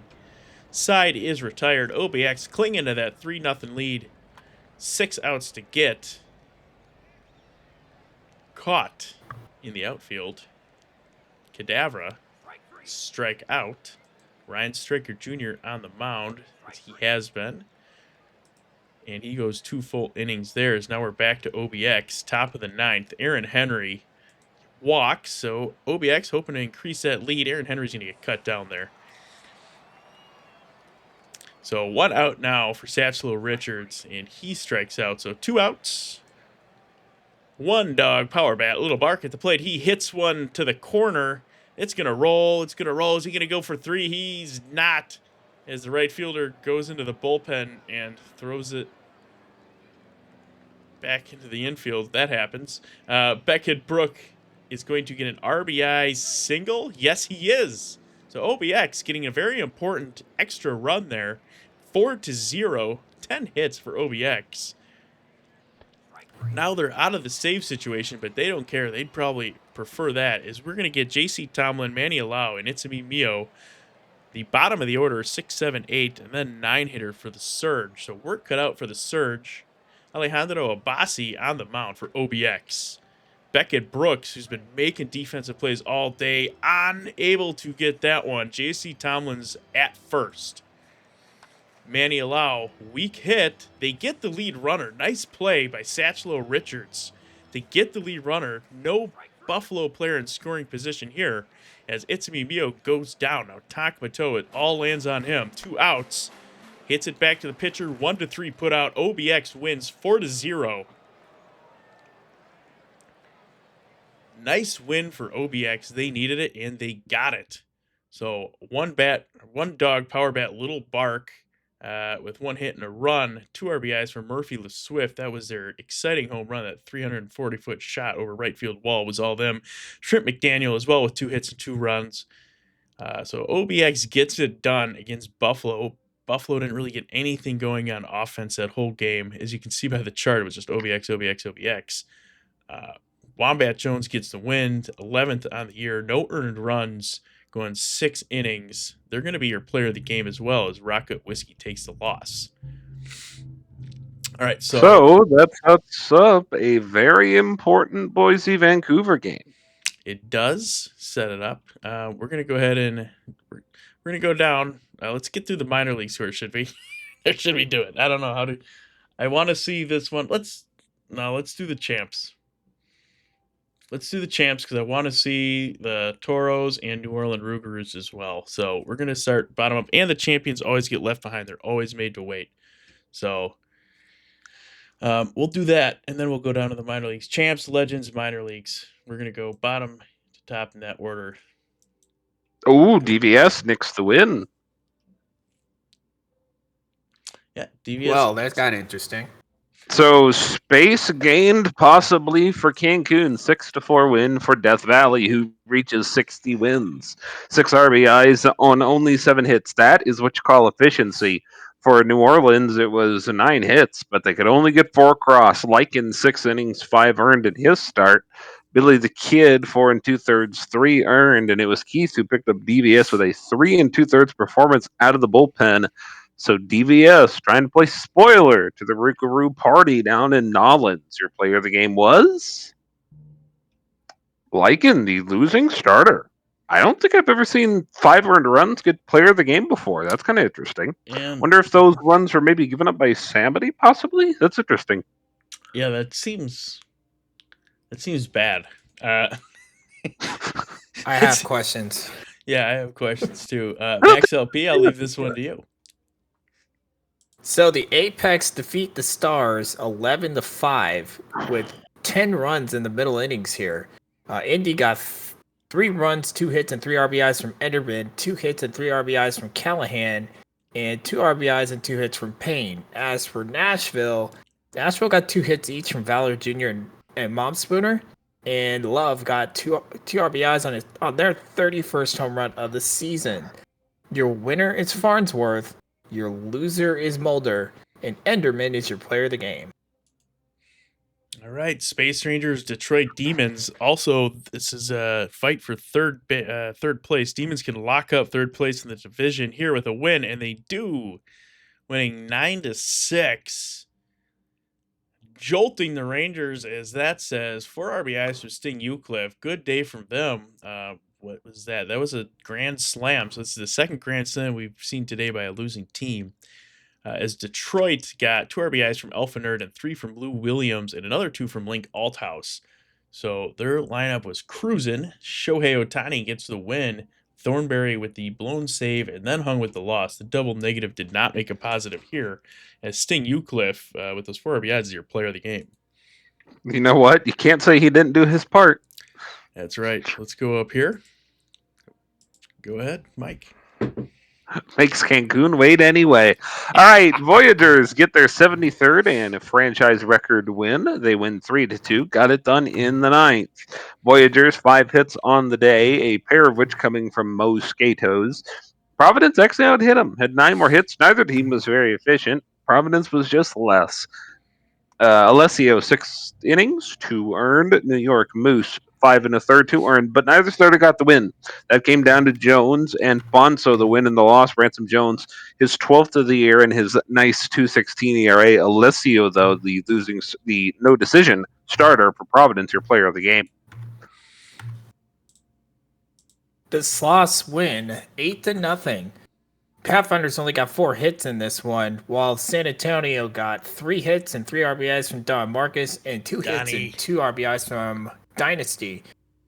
As for your winner, it's Boss the third to go to 13-4. Your loser is a Ball who drops to 4-11, and Don Marcus is your player of the game.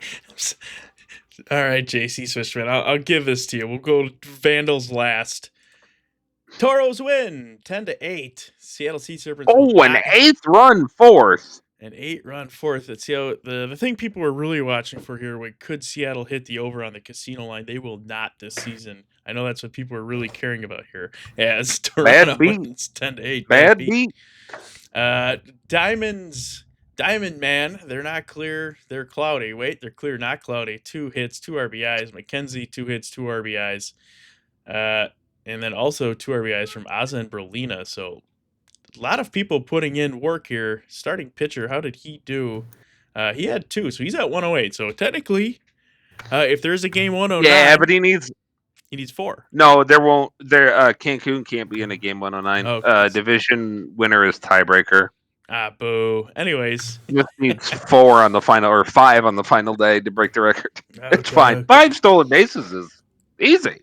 Yeah, he can do it. Yeah. Oh, double steal. Double steal gets on first. Double steal. Another gets on first. Hey, possible. Unlikely. Yeah. Arenado, War Smoke, and Hinckley. Mikey Hinckley with multiple RBIs. Martini with the win. Cotswold save. Blue Sky loss. Mikey Hinckley, 9-hole hitter for Seattle in a losing effort, is your player of the game.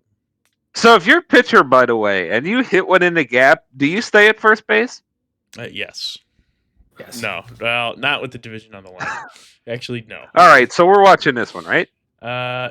Is that what we want to do? We want to watch it or quick Yeah, send it? Sure, might as well. Okay. Okay, yeah. Yeah, we got to see if Vancouver keeps up. All right. I guess we're putting all the pressure on LP's like, well, I don't know. We had to watch my team. Now we're going to put the pressure on Vandals Raptors here. I'm returning the favor. Did we want to knock out the minor league box scores quick? Oh, did we not do those? Yeah, we can do those. Let's do those. We got we this hadn't one done here. those Sorry, yet. we'll get there. We'll cruise through these. Oh, whoops. I don't want to do that. No, not quite that. Yeah, I'll do this one here. Wheelers, Swiss Steeds. Right. Wheelers win 8-2. 2 RBIs from Jones, 4 from Jackson Love, 1 RBI from Mizushima on State College side. Dick gets the win. Ramirez gets a loss. Jackson Love is your player of the game. We're cruising. Go ahead, Mike. I'll keep going. Armadillos beat the Firehawks. Their 70th win of the season. So they're keeping pace for that 2 seed, perhaps. Goldberg gets 2 RBIs. 2 RBIs from Zach Johnson III. And Summers gets the win. Garlic Bread the save. 43-24-7 with the loss. Palindrome is your player of the game. I'll just keep going. Let me just knock these out quick. Go ahead. Flamingos, Ranos. Honcho gets 2 home runs as Florida is going to see 6 RBIs from Mark Honcho. Quite a game from them. 4 hits as well. I'm assuming that's going to be player of the game, and I would be correct. Jay Kirkpatrick gets the win. Over to the Hepcats Kingpins. Hepcats get the win 10-5, beating the Kingpins. Hepcats get 3 RBIs from Hoy 4 and another 2 from Ford Lincoln Mercury Jr. Chicago getting a multi-hit day from A. Marcus, but that's not Don Marcus. And Rocker gets the win. Walker Wheeler gets the loss. AJ Justice is your player of the game. And then this one matters. Lemurs, Brew City Bears tied for the 1st seed. Whoever loses is going to have to win tomorrow to get the 2nd seed. And Lemurs win 7-0, putting Brew City on notice. So nothing really happening for the Brew City offense.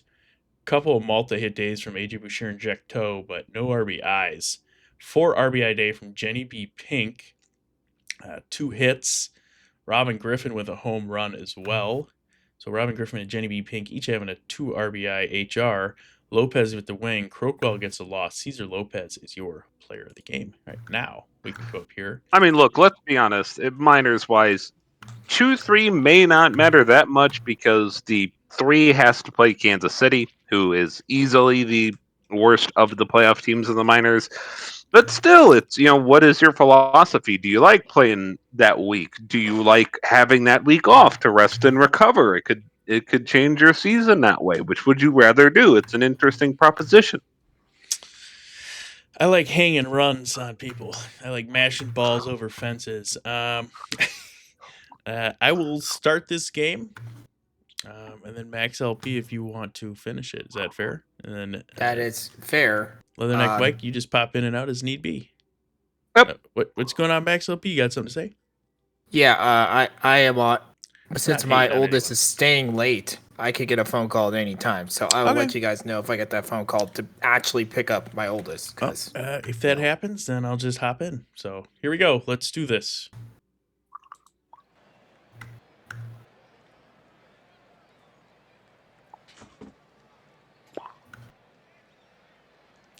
Shane Ziegler at the plate. He is going to start us off with a fly ball to center field. Again, Vancouver trying to keep pace with OBX in the wild card race. It might be interesting. I'm thinking about tomorrow. Might be interesting watching the Toros try to clinch that one as well. If we can fly through some games here, more streams coming at you hard and fast. As Brooks Walker's at the plate, he is put out. Enrique Van Caliente is put out as well. McLovin Jr. also goes down. So quick inning for the Vandals. They're on a hot winning streak, as they're going to try to continue to keep that up. Jeff Hopkins put down. T-Rex Dan hits one in to the outfield. So Boise already clinched their division. They've clinched their playoff spot. They don't really have much to play for here, but they don't want to see their division rival in the playoffs, I'd imagine. So Bon Appetit at the plate with a runner on first. The inning is going to be alive with runners on the corners for Dan Johnston. Dan Johnston puts one out. It is caught by Steve Strange in center field. Pierre Phillip, their 4-hole hitter, is walked. Says the ump might have missed that one. I disagree. Danny Burgers is put down, so runner on first for Jerry Mander. And he is put down. So Stephen Strange, the center field, is also put down. 1, 2, 3. That is the order they got cut down after the first runner got on with a walk. Barry Allen's going to hit one to the wall. Darren Clapp pitching. Runner on second. As we move to the top of the order, Shane Ziegler is going to wait, as he's got a runner on third now. So a fly ball to the outfield will score a run. That is not a fly ball to the outfield. 6-3 put out. Udabunga gets cut out. So sack fly situation turned off, as Darren Clapp does exactly what he needs. Runner on third, no outs. Boise unable to capitalize on the situation. So I just want to interject real quick. Cancun has already won the division due to the tiebreaker. Oh, well, congratulations to Cancun then. My apologies. I did not realize that. Yeah, so 9 thanks. over New Orleans earlier season. Cancun is your division winner. New Orleans is wild card. All right. Well, then this is the only thing we have to pay attention to besides the seeding in the minors. So congratulations to Cancun. Round of applause. You may tie with records as far as NOLA goes. NOLA, you are a wild card. Now Vancouver's fighting for their own playoff chance here. So we'll probably do the same thing tomorrow. You'll probably get a little OBX Vancouver action either way. You might even see OBX and Vancouver play a game 109, I believe, if they tie. So yes, lots of OBX. If you're an OBX or Vancouver player, this is exciting. This is kind of the whole point of being in the PV. It's stressful. Oh, is it? My hands are dry. So it's Vancouver gets a runner in scoring position with an out. Pierre Phillips going to strike out. So now Danny Burgers wants to score McLovin Jr. And he's going to hit one to left field. And it's gone. Danny Burgers. Danny Burgers hits one over the wall, 347 feet. that thing barely got out. So, Barely got out. Well, what's funny is Shrimp McDaniel hit a 340 shot over the right field wall to score OBX's first run. So 2 little home runs, one over right, one over left. It's what's doing it for these 2 wild card potential teams right now. Bon Appetit at the plate, but that does give Vancouver a 2-run advantage. That's the only thing that matters. And what is going on out there in center field? Stephen Strange acting a little strange. That's an error. 3rd error of the year for him. A rough time to have that. But 2 outs now, so Darren Clapp can get out of this. One bad defensive play leads to a good one. Lansdale able to make a diving grab on that line drive from Shane Ziegler to save a run. Stephen Strange making up for his error by getting on base. Rishkesh, the catcher, puts one down the right field line. That's going to land. We're going to have runners at the corners. No out for Ashton Lansdale. Ashton Lansdale puts one to left. That doesn't look very deep. I don't think they're going to try it. No, they will not. So 1 out for Brooks Walker. That one is deep. That will score a run. Assuming the throw's not in time, I take that back. I take that back. What a throw. That was deep, too. What a jinx, more like. Well, if you're superstitious like that, you might think so. Udabunga, who just made that incredible throw at the plate, So good defensive play. Now he's got a single. Tommy Callahan, he's going to say some brake pads. What's he going to do at the plate, though? He's going to strike out. No brake pads needed if you don't go anywhere. Jeff Hopkins hits into a potential double play ball, but they're only going to get the lead runner. Is now T-Rex Dan hits it to the third baseman. Easy put out. Vancouver back at the plate, still holding on to that 2-run advantage. Enrique Van Caliente, or EVNC, as MaxLP says. Oh, I'm just taking the whole game. I'm sorry, Max. Oh, you're good. I'm not going to stop you. He's like, yeah, go for it. Yeah, you've had a long streaming day today. I'll let you pick it up top of the 7th. How's that sound? That's fair. Pierre Phillip. I was in the mood, I guess. I was here to look at this. I was so into the game I couldn't even pay attention to anything else. It's now McLovin Jr. is on second, and that's going to be it for the bottom of the 6th. MaxLP, go ahead. So top of the 7th here, 2-0 Vancouver. Boise would take the top half of the 7th. Here's Ingram. Ingram base hit into the gap. Runner heading for second and will be safe. That will bring up Nepetet with the runner at second here. Tying run at the plate. And the fly ball to right. It's caught by Mander. One away. So this will bring up Johnston. Johnston strikes out looking, and it will bring up Allen. Here's the pitch. And Allen, I don't know what he was looking at there. That's strike 3. So we go to the top, bottom of the 7th. It's 2-0 Vancouver here. So it'll be 6, 7, 8 for the Vandals as Mander gets up. And Mander walks. So leadoff walk will bring up Strange. Strange strikes out swinging. Free air conditioning for everybody. One away. Here's Hrishikesh. And that's a ground ball to short. And they turn the double play to get out of it. We go to the top of the 8th. It's still 2-0 Vandals. Here's Ziegler. Ziegler with a fly ball to right. And it's caught by the right fielder. Here's Bonga. Bonga with a base hit up the middle. So once again, the tying run comes to the plate. And this time it is Callahan. Shift was on, The too. pitch to Callahan. Base hit up the middle on the shift. Runner heading for third and is safe. Go ahead run is up. It's now Hopkins. Here's Hopkins. Fly ball. And the teleporter makes the catch. 2 away. Here's Dan. Dan base hit right to shortstop. They can't get anything going. They go to the bottom of the 8th. It's still 2-0 Vandals. Here is Landstill. Landstill fouls out. I am a batter behind. What do you know? I'm looking at the wrong screen. He's looking at the stream. It's a home run for Walker. It's 3-0 Vancouver. I'm looking at the stream. This is what happens when you have 3. You have too many monitors, don't you? I have 3 monitors. That's the problem. Here's Happens to all Caliente. of us. And there's the walk. Tells you how far the stream is behind. There's the stolen base. So here's McLovin Jr. And that's a fly ball to center. And it's caught. 2 out. Here's Phillip. Phillip will fly out to center. So we go to the top of the 9th. It's 3-0. Last Maybe you should have done this game. Oh, it's okay. You know, it happens. Top of the I didn't 9th. catch Here it. is Ingram. Ingram fly ball to right. It's caught. 1 away. So Nepetet. Fly ball to left. This might be gone. And it is. It's 3-1. Boise coming through with 1 in the 9th so far. Now bring up Johnston with 1 out. 4th home run from Bo. Johnston strikes him out. 2 away. So it's the last chance for Allen. Allen strikes out, and Vancouver stays alive with a victory. 3-1. Yeah, 9-game win streak for the Vancouver Vandals.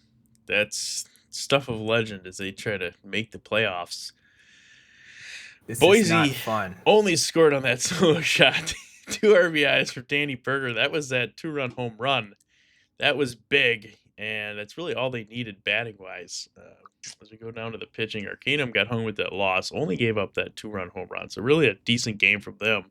Is Clapp got the win, Shrub gets a save. Darren Clapp is your player of the game. So they went 7 2/3, no earned runs. Excellent pitching performance. That is it for the second to last day. So what we're gonna do is I'm gonna hit that check mark until tomorrow. We're gonna go ahead and quick play everything else and leave. Well, so let's real quick. Let's reset where we are. Make sure we don't miss anything. Okay. Yeah. Let's take our time here. I don't want to get yelled Take a at. standings. Well, let's no, take the a PB reset. community's always been really forgiving when it comes to sim mistakes. So no one's ever called for pitchforks. Let's take a look. Look at that. The magic number is 2. So if one wins and the other one loses, It's over. it's over. This one's already done because if they end up with the same record, Cancun's got the head-to-head advantage. We can actually see that if we go team versus team and we go to Champs Conference. We can see Cancun won, 9 of the 12 games against NOLA. So that one is over. The head-to-head is the tiebreaker on that, and Cancun owns it quite handily. Yeah, so the champions is set. DVS goes to Nashville, and New Orleans goes to Cancun. And then the Legends is basically Vancouver OBX. Whoever makes it goes to New York. And then San Antonio will go to Boise. And Boise, by the way, had 61 wins coming into this sim. They're on 62. So Boise is backing into the playoffs. Meanwhile, San Antonio has won 3 in a row. So that is going to be a very interesting first round series. But one team getting hot at the right time, one team not. Yeah. So I just want to say we did show the minors games. That was before we went in that. So I apologize. I kind of did go out of order there. But I'll probably quick sim all the games today, except for the OBX Vancouver ones. But I do want to look at this one here as well. Bruce City and the Lemurs. Now, the seeding on this one would go head-to-head as well, correct? So we can check that. Let's go standings, team by team. Well, it's not listed. That's odd. Oh, I guess it's minor league stuff. So Bruce City Lemurs, maybe they know. They're 1-1 there. Yeah, and the Dillos to even threaten this, by the way, this challenge for a bye from Amarillo, 9-1 in their last 10. So they are the white hot team coming into the playoffs. And Bruce City is not. They are backing up into it. Yeah, so it's 6-6. So if Bruce City wins, it's 6-6. So then it'll go to run differential. So if Bruce City wins, it goes to run differential, which expanded standings will show 120. And so then Louisville pretty much wins it then. Louisville is going to be your number 1 seed. So there we go. Doesn't really matter what happens. Louisville's your number 1 seed because they're going to win. If Bruce City wins, it's tied head-to-head, and then it goes, at least I believe, correct me if I'm wrong, someone out there, then it goes to run differential. Oh, that's true. And then they could get blown up by 28. Then what is the Dillos Bruce City head-to-head? Dillos Bruce City head-to-head. All right. Well, let's just take a peek, because that could matter, I suppose. Yes, that's the bye. So let's count them here. Dillos wins. They're 1-2. So they're 1-4 or 2-4. And they're 3. So 3-6. So they've got it. So either way, it doesn't matter. Dillos win, Bears lose. Okay. It doesn't matter. It's set. Yeah. Your minor league seeding for the top 3 are set. It's going to be Lemurs, Bears, Dillos for 1, 2, 3. So Kansas City will head down to Texas and face the Dillos, and then California will host the Mingos. Yep. So as you see it right here, this is your minor league seeding. So we're going to go ahead and say enough on the minor leagues for now. We'll go through the box scores here really quick though. I'm going to go ahead and hit game world scores. The only thing we care about now is the Vandals and OBX. That's all that matters. If they both win, Oh. game 109. Right? So Vandals and OBX. I mean, if they both lose. If they both lose, game It's 109. still. Yeah. They can both lose this game. Yep. If the same result, game 109, if different result, one of them goes through. Yep. So let's knock out these minor league box scores. We'll save that one for last anyway. So I'll just do them really quick if that works for you guys, and then we can trade off when we get to the majors. Mingos, Ranas. Ranas win 6-5. Mingos are going to head to the playoffs with a loss against the bot team. 2 hits from a slew of players, but they did not get it done. Frogs up in chat as George Gorgias gets noticed in Komtowski with the loss. Blown save also by Komtowski. Sim Breaker is the player of the game for Puerto Rico. Dillo's Firehawks. Dillo's win, so 71 wins on the season. So really good season. Firehawks got swept, I believe. Firehawks had 2 RBIs from Bon Pensiero. Palindrome with 4 RBIs, 2 hits and a run. I'd imagine he's player of the game, and he is. Guess who is going to be the win? Slippin' Jimmy takes the loss. Hepcats Kingpins. AJ Justice. Let's see what he did. AJ Justice had 2 RBIs, 2 hits, and 2 runs as Kansas City wins in 13 innings. So the Kingpins scored 3 in the bottom of the 9th, and then the game just continued to go on until Carson Warwick hit a run-scoring double.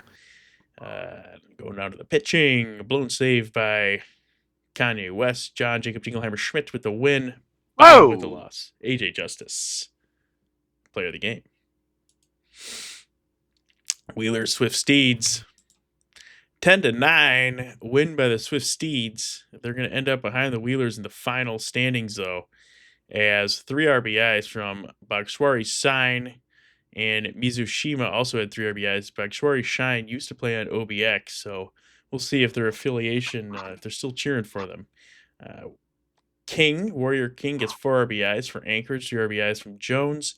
Losing pitchers, Treadwell, blown save as well. Tito with the blown save. Mantix with the win. Bagshwari Sign is their player of the game. So maybe that's a sign. Bagshwari Sign, former OBX. Maybe it's a sign. I don't know. We'll see. I'm starting to... Boo! I got my red string out. I'm putting it on the map. All right, let's do this. Lemurs Bears. Lemurs wins.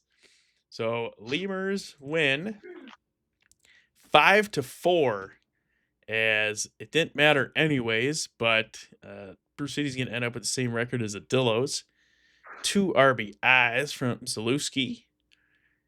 And then a bunch of RBIs in the top of the order. A bunch of RBIs for Bruce City as well. I mean, the whole lineup got hits, but not enough as they lose.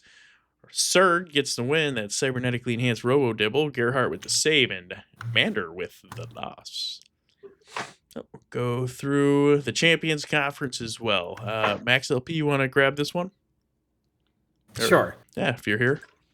I'm here. So the Demons defeat the Lunar Base Space Rangers 8-4 on 8 hits. We've got a home run at 2 RBIs from Euclid, 2 hits from Shu with 2 runs scored. As for Detroit, Shan had 3 runs scored and 3 hits in the loss. Your winner is Nudes, your loser is Polis, and Link Althouse is your player of the game. Your winner is what? He's Nudes. Oh! I said the winner was a nude. I was like, hello, wait a minute, hang on a second. You got who's heating something up? We got the chat's wondering what's getting warmed up in the microwave, or at least Tampa Tarpons 18 is. What's getting warmed up? Oh, it ain't me. No, that would be me. That would be Olive Garden. Oh, God. Okay, you can send it this way. Yeah, You have to share now. Stars Apex. Stars win 10-4. It's a lively crowd. Didn't matter though. Nashville, the division winners, end up the season with a win. That's a good omen. You always love ending on a win as you head to the playoffs. Ichiban Sakuda with 2 RBIs. Whiniest Cove with 2. Vital Valor Jr. with 4 as well. Indianapolis getting 3 hits, 2 runs, and 2 RBIs from Car Crash. good day at the plate for him. Maurice Bernard takes a loss. John gets a win. Sean Carcrash is your player of the game in the losing effort. Okay, one, I do apologize for that. I thought I muted myself. Oh, Two, you're okay. this is not a late night snack, Tarpons. It's 7:20. This is dinner. Hey, it's 5:20. It's dinner over here. So Death Valley loses to New Orleans 7-6 despite being up, looks like 6-3. Either way, we've got a slew of hits from New Orleans, 2 hits each from 5 different hitters, and 2 RBIs from Guile. As for Death Valley, Flamingo had 3 hits, Smalls had 3 RBIs, Essence had 2 RBIs. Your winner is Fittipaldi, your loser is Xavier, and the Tank gets their 15th save of the season, and Dash Jackson, despite giving up 4 runs, is your player of the game. Toros Sea Serpents. Toros win, so they get the division outright. They didn't need no head-to-head here, as they sweep the Sea Serpents to end the season, going to 66-42. It was 12-4, so a lot of runs from Cancun, 2 RBIs from the starting pitcher, who did get 3 stolen bases and ended with 111, by the way. So they ended up 1 short of the record. Oh, you're kidding me. Yeah. No. Oh my God. So they needed 1 more stolen base to tie. They did not get it. Now I didn't think about this. I don't know what Aria's got, but they might get a game 109 to tie it up. I don't know how that works, if that counts still. But yeah, that was close. The starting pitcher really put the heat on there. Something else, Feka Oikawa. I'm actually going to click on him, and I know I'm not going to take too long to do it, but they have a slew of records that they're going for. All right, so it was slugging percentage, OPS, and total bases. I got them right here. Okay, so let's start with slugging. Slugging, he ended with 723. The record was... That is a new record. 712 was the previous. Okay, 712 was the previous. So Feka Oikawa, you have set the new single season record for slugging. OPS 1.136. So he fell short. Oh, he actually lost by 0.2 of a point there. 2 thousandths, right? And then total bases, I'm pretty sure he got. I don't Is know. it extended? Yeah, total bases 310. The previous record was 305. So Feka Oikawa, congratulations, single season record on total bases, yeah. And slugging fell short on the OPS one. But glad we got to check in on that one. So that's what I was waiting for. Last game to do that. These 2 games we're gonna wait. Voyagers, Crabs. We're going to go ahead. Crabs win. So Voyagers lose in extra innings to end the season. They set that single season record, though, as Justin Fern hit a sac fly to score Taylor Adkins in the bottom of the 11th. And, off Taylor Adkins, my bad. So Justin Fern hit a sac fly, bottom of the 11th, off Taylor Adkins. Taylor Adkins does not get the loss. That was Keep a Secret's runner, though, as Leharm James gets a win. Mark Southworth is your player of the game with 3 hits, 2 RBIs, and 2 runs. Pathfinders Sloths. I'll just grab this one too here. Sloths win 12-10, finishing the season with 61 wins. Nothing to joke at there. That's a lot of wins. 2 RBIs from Trantow, Ted Woofington Jr., 3 RBIs from Julian O'Sullivan Jr., another 2 RBIs from Littleton, that is the little one of the Stuart Little combo there. 3 RBIs from Scott McNeely, the catcher in Toronto. So good performance for him. Peter Dawson, the third. What did he do? He had 3 hits, 4 RBIs, 2 runs. He's your player of the game, by the way. Whitaker gets a loss. Rockman gets the win and the blown save. That's it. And now we've got 2 games left. So we started with OBX, and then we did Vandals. So we're doing Vandals OBX. How do we want to do this? OBX? Yeah, I say we go back. We inverse what we did before. Let's make Max wait as long as possible. Ratchet up the tension even more. Oh, thanks. Yeah, so will there be a game one time? So we'll do the Vandals. We're gonna watch both these games, and then if we get a game, there could be 3 sim games left. We're at a 2.5 hour stream. We're gonna go ahead and get this going though. Hyde, scores are hidden. Scores are hidden. BNN is off. No world simming in the background. That's this setting way down here. Nope. So we're not gonna see the score. Who wants to start this one off? I'll Let take me it. get this over. Oh, you got it? Go Oh, ahead. I'm you not got going to stop you. Well, No. all right. Hey, I'm trying to save you for the OBX game, you know. All right, Oh, thanks. Mike. You're gonna do the first 4.5, Yep. Mike. All right, let's do this. Yeah, go ahead. Leave the The mission prediction is very simple for the Vandals. If you win, you might get a game 109 or a playoff spot. If you lose, you gotta pray that OBX falls. We will start with Boise, and they will face Holy Sheet. And this is probably what that player said before they walked to the mound today. 7-11 and a 5.35 ERA. Not the best time to have the season end on your 4th starter, but this is what you got him for.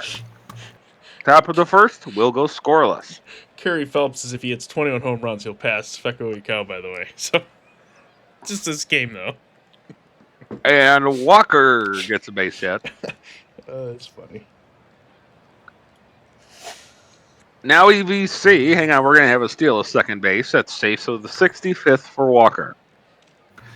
The 1-1. Now we're going to steal third. Vancouver coming out guns blazing. So now you only need one bag or a fly ball. That's going to be a one into the gap. Von Kalen is going to get to second and stay there. Got the stop sign from the third base coach. It's 1-0 Vancouver, making an early statement. So Hummus God wondering what the implications of this game are. Well, let's say if Vancouver wins and OBX wins, we got a game 109. If Vancouver loses, OBX loses game 109. If either wins or loses, the one who wins takes the extra wild card spot. So Pierre Phillip drives in a run. What's going on? Yes. Identical result is game 109. Odd result, somebody does something different than the other between Vancouver and OBX. No game 109, the winner goes in. So now bases loaded, 2 down for the catcher. 3-2. That is hit down to first and will be tapped on the bag by the pitcher. So 2-0 after 1 frame.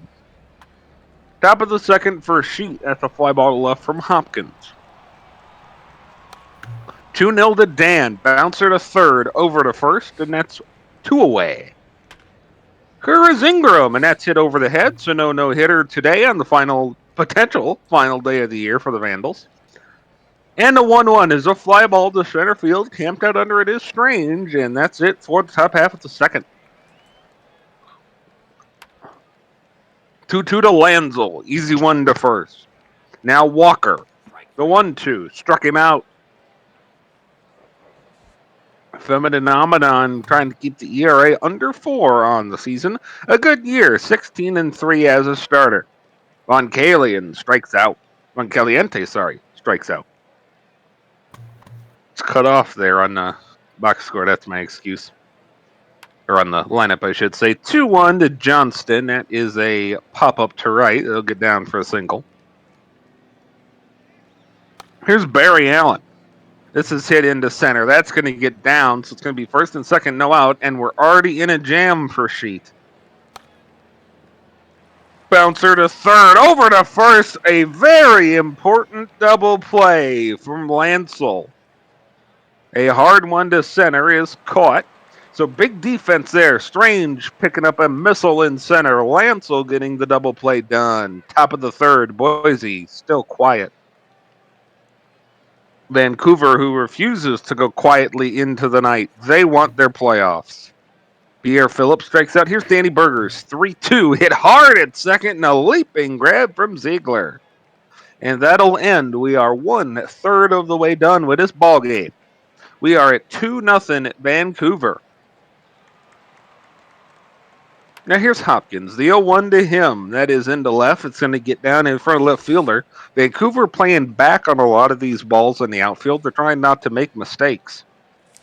Don't forget. There's one to the right fielder charges in for. Don't forget, if Vancouver wins, it's their 10th win in a row. Wow. So they had to win 10 in a row to even be in this position. So it's Yeah, and if this is the team that makes the playoffs, and if you're in New York, you've had a great year, but I don't know if I'd be happy if I saw a team that's won 10 in a row coming at me in the playoffs. absolutely not. Getting hot at the right time is a very important thing. Stephen Strange gets a single. And a catcher will ground into a double play. Not the best at bat for Ashk. Bottom of the fourth is done. We move top 5. That's a walk issued by Sheet. Here's Johnston. The 2-0. Grounder to first. Just going to tap on the bag, get the guaranteed out. Here's Barry Allen. The 0-1 to him. This is No crushed way. into center Oh. field. That is off the wall. So that will prevent the game from being tied for now. But it is 2-1 with Ziegler Oh, coming to the man. plate. The 1-1 to Ziegler. Sheet has to get out of this inning. It's That's over not. the head of the shortstop. They are not going to send the runner. Here comes Bonga. Oh, that's deep. Bonga, Oh, fly they're gonna ball. try it. They're gonna try it. Center. We're It's tied. 2-2. Here's Callahan. Callahan, bouncer to short.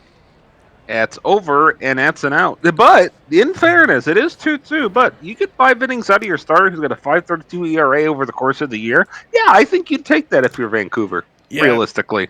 Yeah. The thing that they're not going to take, though, is now they have to score more runs. But you know what? You're going to have to score runs anyways. Yeah, it's a good Boise ball club. You're going to have to score more than 2 anyway. Yeah, they've won. Caliente a single. Yeah, they've won 1 game this sim so far, Boise. So they're really just trying to not go into the playoffs down. So if you're Boise, you want to win because you're sick. You can't go into the playoffs going 1-5 to end the year against 2 of the stronger teams too. Here we are. We're at 3-2. So Vancouver takes the lead right back from the Raptors. And that's going to be a weak pop out to the catcher. Pierre Phillip ends the inning in a very unspectacular fashion. 3-2 Vancouver as we go to the 6th.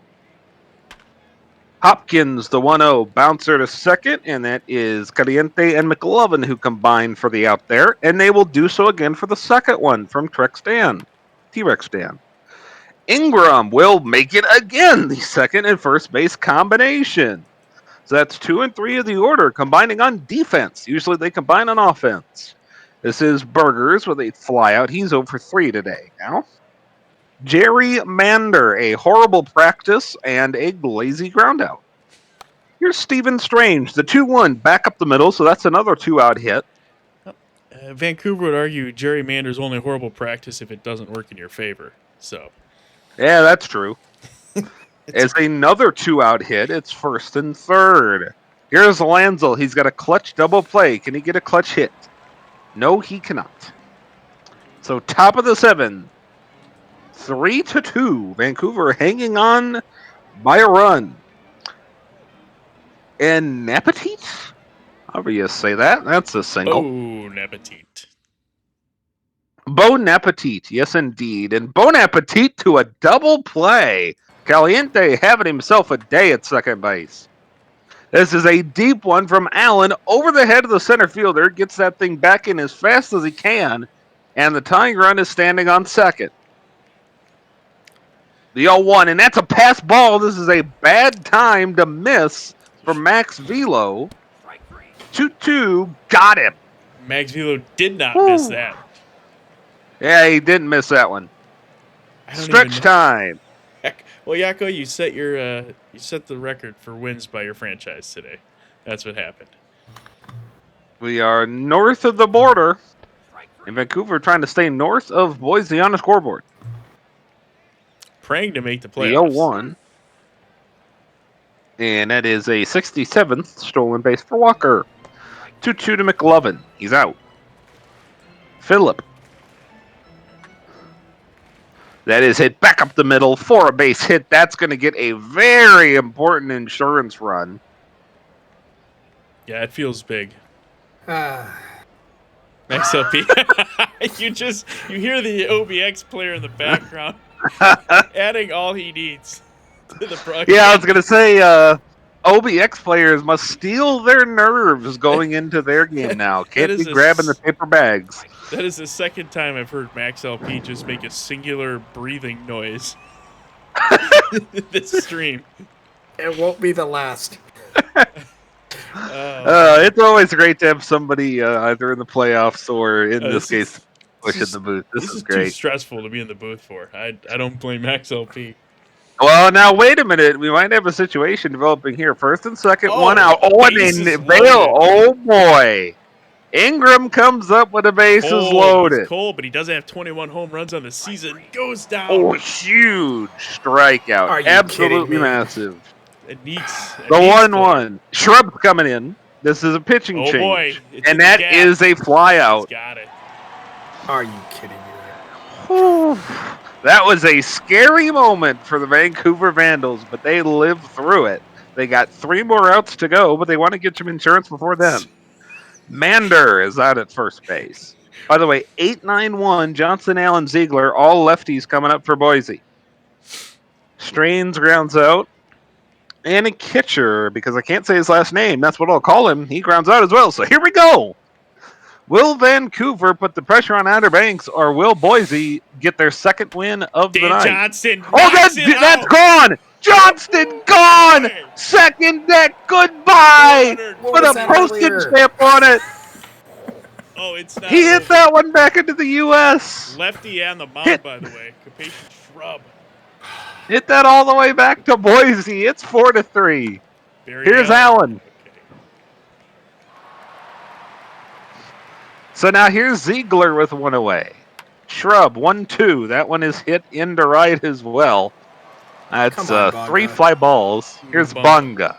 That's it. Bonga to short to first. And so the Vandals make it a must-win situation for Outer Banks. The Aviators have to win to force game 109. If they don't, the Vandals are headed to the playoffs. Why are you putting this on me? I don't even hear what MaxLP's saying. I just hear like mumbling under the breath right now. Are you kidding me? Oh man. Well, quick summary on this game. Well, we all watched it. Boise tried to make it. Let's get to the other one. Yeah, let's get to the other one. Come on, let's go. More runs than the others. Let's get this over with. Yeah, no one wants to hear me mumble this. No one wants. Nope. All right. I love you, T-Den, but let's go to the other one. All right. All right. So T-Den, you can do the first half, and Max can do the second half. Oh hell! I'll take it. Max, give me the first half. Well, you want to do the first half? Yes. All right. Yes. Let's crank up the pain. Let me do the first half. You want to do it? Yes. All right. MaxLP80. No, but seriously, Max, do you want me and T-Den to split this one? Would you like to hyperventilate? Yes. All right.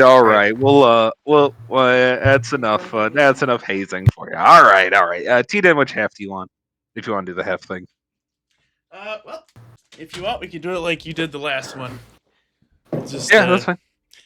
I'll just do it. That's fine. Well, no. Oh, what? I was gonna say I'll do it, and if you want to just chime in here and there. Oh yeah, sure. I'll do color. I'll go color. Yeah. Go color. We're gonna give this one a break. MaxLP, you're here for. I'm here. We're here for. I'm here. And don't mute yourself either. We want to hear you hyperventilate in the background. If I don't hear heavy breathing. Yeah. All right, let's get into this one. Game 109 or not. OBX Surge rental trade on the mound. Casey Kobe's trying to play spoiler. Aria Harper, 104 stolen bases, is going to start the game off with a flyout to center field. Garbanzo at the plate now. Rips one into left. That's down. So runner on first. McDaniel, who we saw hit that 2-run home run over the right field wall yesterday, puts it back into right field. And now we got runners at the corner for Murphy LeSwift. Just got to get one deep to score a run. Or that. And a bobbled ball by third base. Dimply Splurger not able to handle it. That's going to be an infield single on the scorecard. 1-0 OBX. That ball is rocked. It is caught.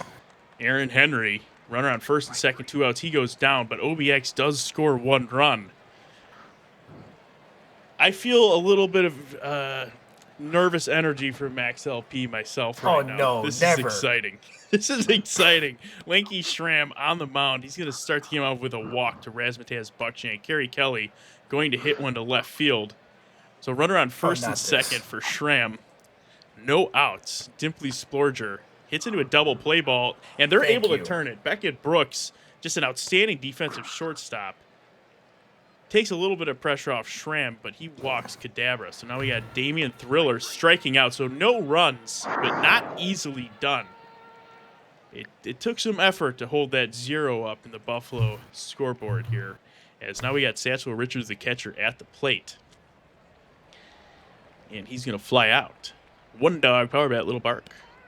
He's going to strike out as well. Or he's going to strike out, period. And then Beckett Brooks hits one to right, and it's caught. So 1-0 through 1.5. J.C. Tomlin at the plate. So good news for OBX. Your 3-year lineup going into your half of the third. You've already gotten around once. Yeah, but now that's a plus. Now they've got to face all lefty. It's lefty on lefty crime here, as Itsumi Mio barely gets. Well, he gets on first easily. Manny Lau barely got on third base. So runners on the corners, and they're able to get the runner going to second. So big out again, and that one's going to sneak through. Jesus. So it's 1-0. It's going to be 1-1. Excuse me, off that RBI single. Razzmatazz Buckshank, runner on first and second, 2 outs. Kerry Kelly coming up, and that's curved off the bat, and it's thrown. It must have put feathers on that ball. Protest. Yeah, Dimply Splurger Thrown at checked the the ball. speed of Dimply smell. Splurger. Runners everywhere, but no one's scoring as Dimply Splurger hits into an F9.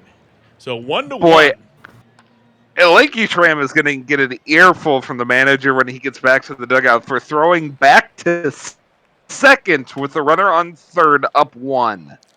Yeah, they are lucky that Buffalo wasn't paying attention over at third base. Got away with it, and still going to be pitching at the tied ball game as Shrimp McDaniel walks to first. Murphy the Swift hits it to third baseman. Dimply Splurger picks it up, throws it over to Itsumi Mio. We're into the bottom of the third. Lanky Schramm on the mound. Oh, Jesus. And that's into the corner. So runner on second, no outs to start the inning for Lanky Schramm. He's 53 pitches in already. Only 2 innings done for him. Damian Thriller is able to advance the runner with a weak infield single, and that's going to score it. 2-1 Buffalo. J.C. Tomlin hits it to the wall. So RBI for Buffalo. Manny Lau coming up. Runner in scoring position still. Lanky Schramm turns it on now. He gets that strikeout, and Itsumi Mio is going to fly out over to Aaron Henry. But Buffalo takes the lead. Pressure is now on OBX to score.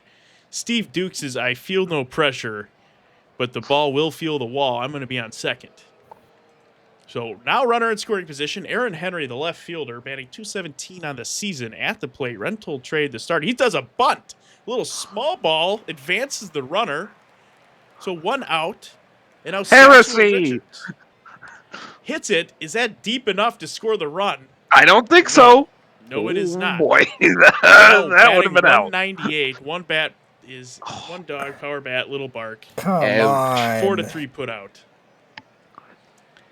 It nearly worked. Yeah, the sack bunt on the. That was a beautiful bunt, and then it was just a little short on the fly ball. But they did what they could. And it's now Lanky Schramm walks Tonk Mateau. Lanky Schramm having a rough outing as that's a balk as well. So it's our second balk of the sim today that we've seen. So now we got a runner in scoring position, no outs. Lanky Schramm Now we see a You pass got to ball. get him out of there. I'm gonna say it. You got to get him out of there. And he walks. Well, he's at 78. He's at 82 pitches already. But he gets a strikeout. So 1 out, double plays in the realm of possible. That's going to be a sac. Fly. Is it going to score the run? It is. So Buffalo is up 3-1. It's not over though. As Cadaver gets cut down on strikes. So Lanky Schramm, 87 pitches plus already into this game. Beckett Brooks is going to be cut down. So Harper, Garbanzo, McDaniel. This is the part of the order. Garbanzo and McDaniel are hot right now. Arya needs to get on base, and they're not going to. So they'll have another shot. And Garbanzo's going to check swing strikeout. So it's not over, but Lanky Schramm needs to step it up or need to be replaced because they're having a rough outing. And then No, you're not hearing stuff being thrown in the background. That was just my wife walking around. that sounds good. I wasn't gonna say anything. I'm not going to say anything. As Damian Thriller starts off with a triple. Lanky Schramm at 92 plus, 93 now. He's still in there, and he strikes out J.C. Tomlin. Apparently, Tony La Russa's in the OBX now we dugout. got lefty, lefty, lefty. Is that going to score? No, unassisted out to first base. This would be huge to prevent that run on third. This would be huge for Lanky Schramm as he's going to be at 102 pitches. Can he prevent it? They do. That's big. Woo! Big Jesus. That's big. So now we got McDaniel, the Swift, and Duke at the plate. They need to get something going. They need a runner on. They need to start moving people. Murphy, the Swift down the right field line. That's going to do it for a... Well, they got a runner on first. Murphy, the Swift. Steve Duke. He's going to have a runner in scoring position. As the Swift steals. 43rd of the year. Is that going to be deep enough to advance the runner to third? No, they don't. They said we don't care. Not worth it. Not worth taking the out there. It won't matter anyways. Oh. Aaron Henry beats it out. It's Mio just holds onto the ball. And then we get Sashalo Richards. Are you kidding? Unfortunate. Yeah, it's Mio makes the play this time. But OBX is getting hits or getting base runners. They just can't string it together. Yeah, they've had opportunities. Yeah. Lanky Schramm still How is out Lanky there. Schramm here? I don't know. And another triple What? to open the inning. How did he get there? Where is he going? I can't believe that worked. I mean, you're No comment. yeah. I mean, it's rough. But now if he gets out Schramm of this finally pulled. if Schramm gets out of this one as well, he's well. No, Ryan he's Stryker's out. doing it. Okay. Striker is in, yeah. And then immediately a run scored.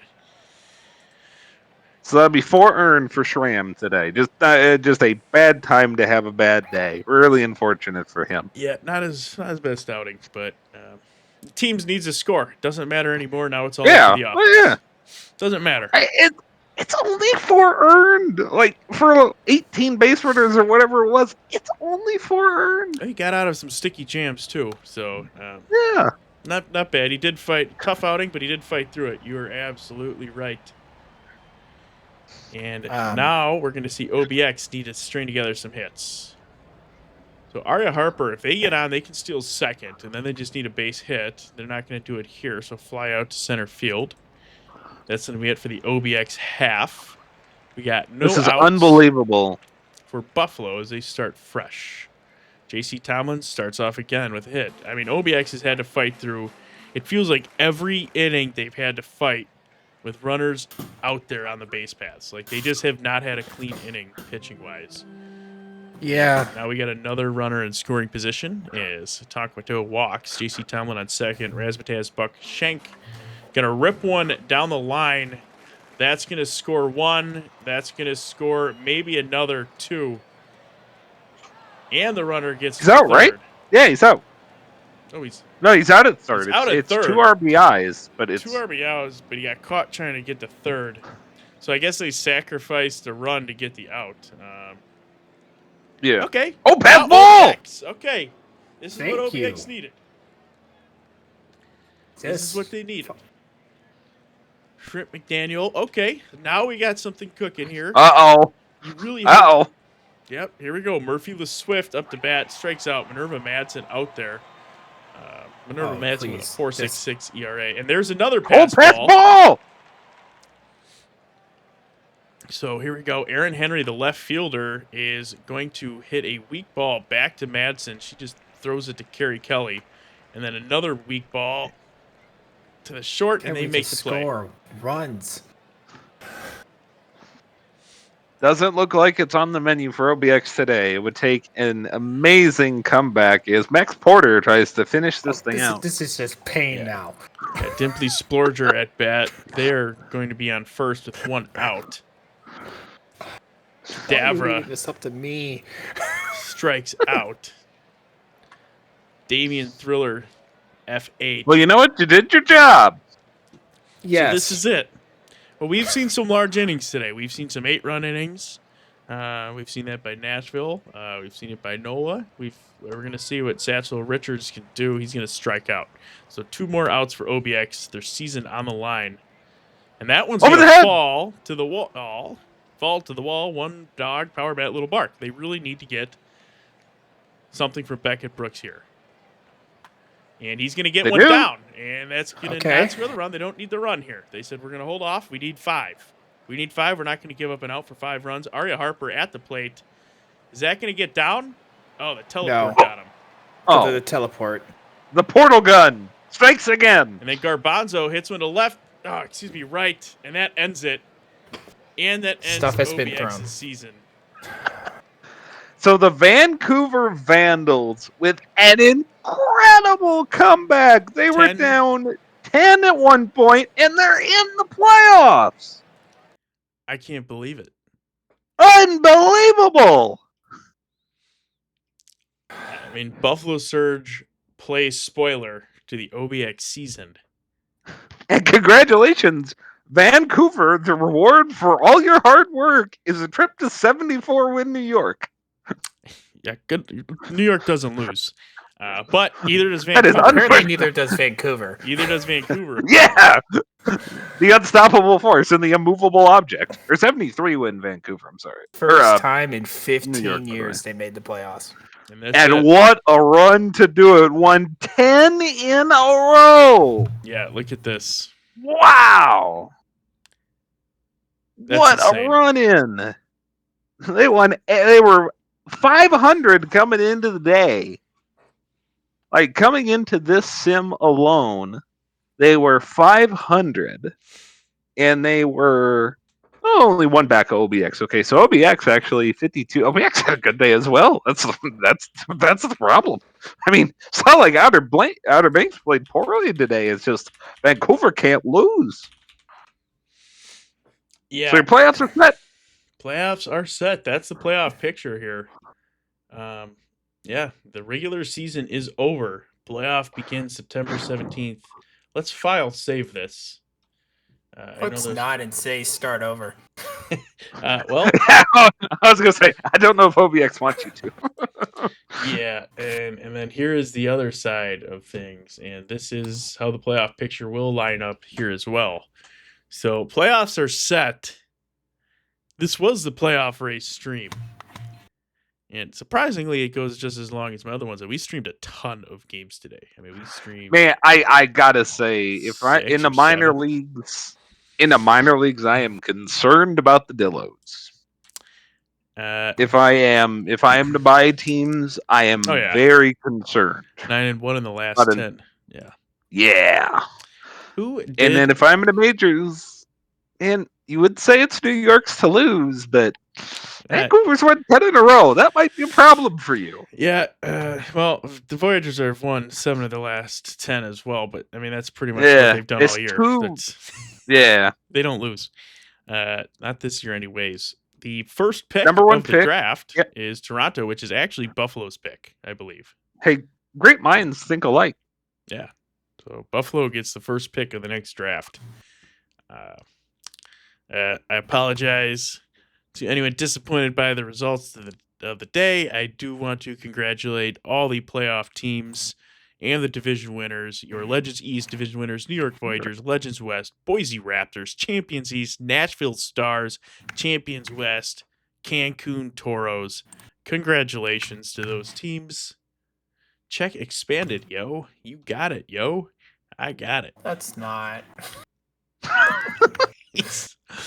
um, and look, the Pythag says OBX did exactly what they should have, and the Vandals overdid their Pythag by 7. Oh, thanks for twisting the knife there. Appreciate it. And they had a negative run differential on the season. How's that? I'm just kidding. So top 4 of the draft is Buffalo, Seattle, then Indy, then Cancun. Yeah, I gotta tell you, For who has the actual ownership. I did not foresee Vancouver. If you would have asked me at the beginning of the week, is Vancouver in the playoffs? I would have told you no. No, God, no. I said they had a chance. Well, not a good one. No, but it happened. Whatever that not a good one was. There's what Anik's pointing out there. Boise 23-31 post the All-Star break. So yeah, we'll and really backing up into the playoffs as well. They have what was it? I think it was they've lost 4 in a row. San Antonio's won 4 in a row. So that's in Boise. Yeah. You do get the home game, but it's gonna be that's gonna be a close one as well. Neither Boise nor San Antonio is very good on the road. They're exactly 500. They're about the same. They're much better in their own ballpark. That will be an interesting series, folks. Yes, it is. Well, let's get this uploaded. Let's nod and say we did. You're a good sport. Good sport, my friend. Thank you very much. Yeah, I apologize to you, MaxLP. I was in Outer Banks with my old player. I have a soft spot for them. That's rough to watch. I mean, but at the same time, you can't do anything but say, wow, Vancouver earned it. 10 wins in a row. I mean, that's just 10. Everything had to fall right for them. This is kind of just like insane that they're even there. Agreed. I don't know. When's the last time a team's had to win 10 in a row just to make the playoffs? Oh, never? What? Do you think that's ever?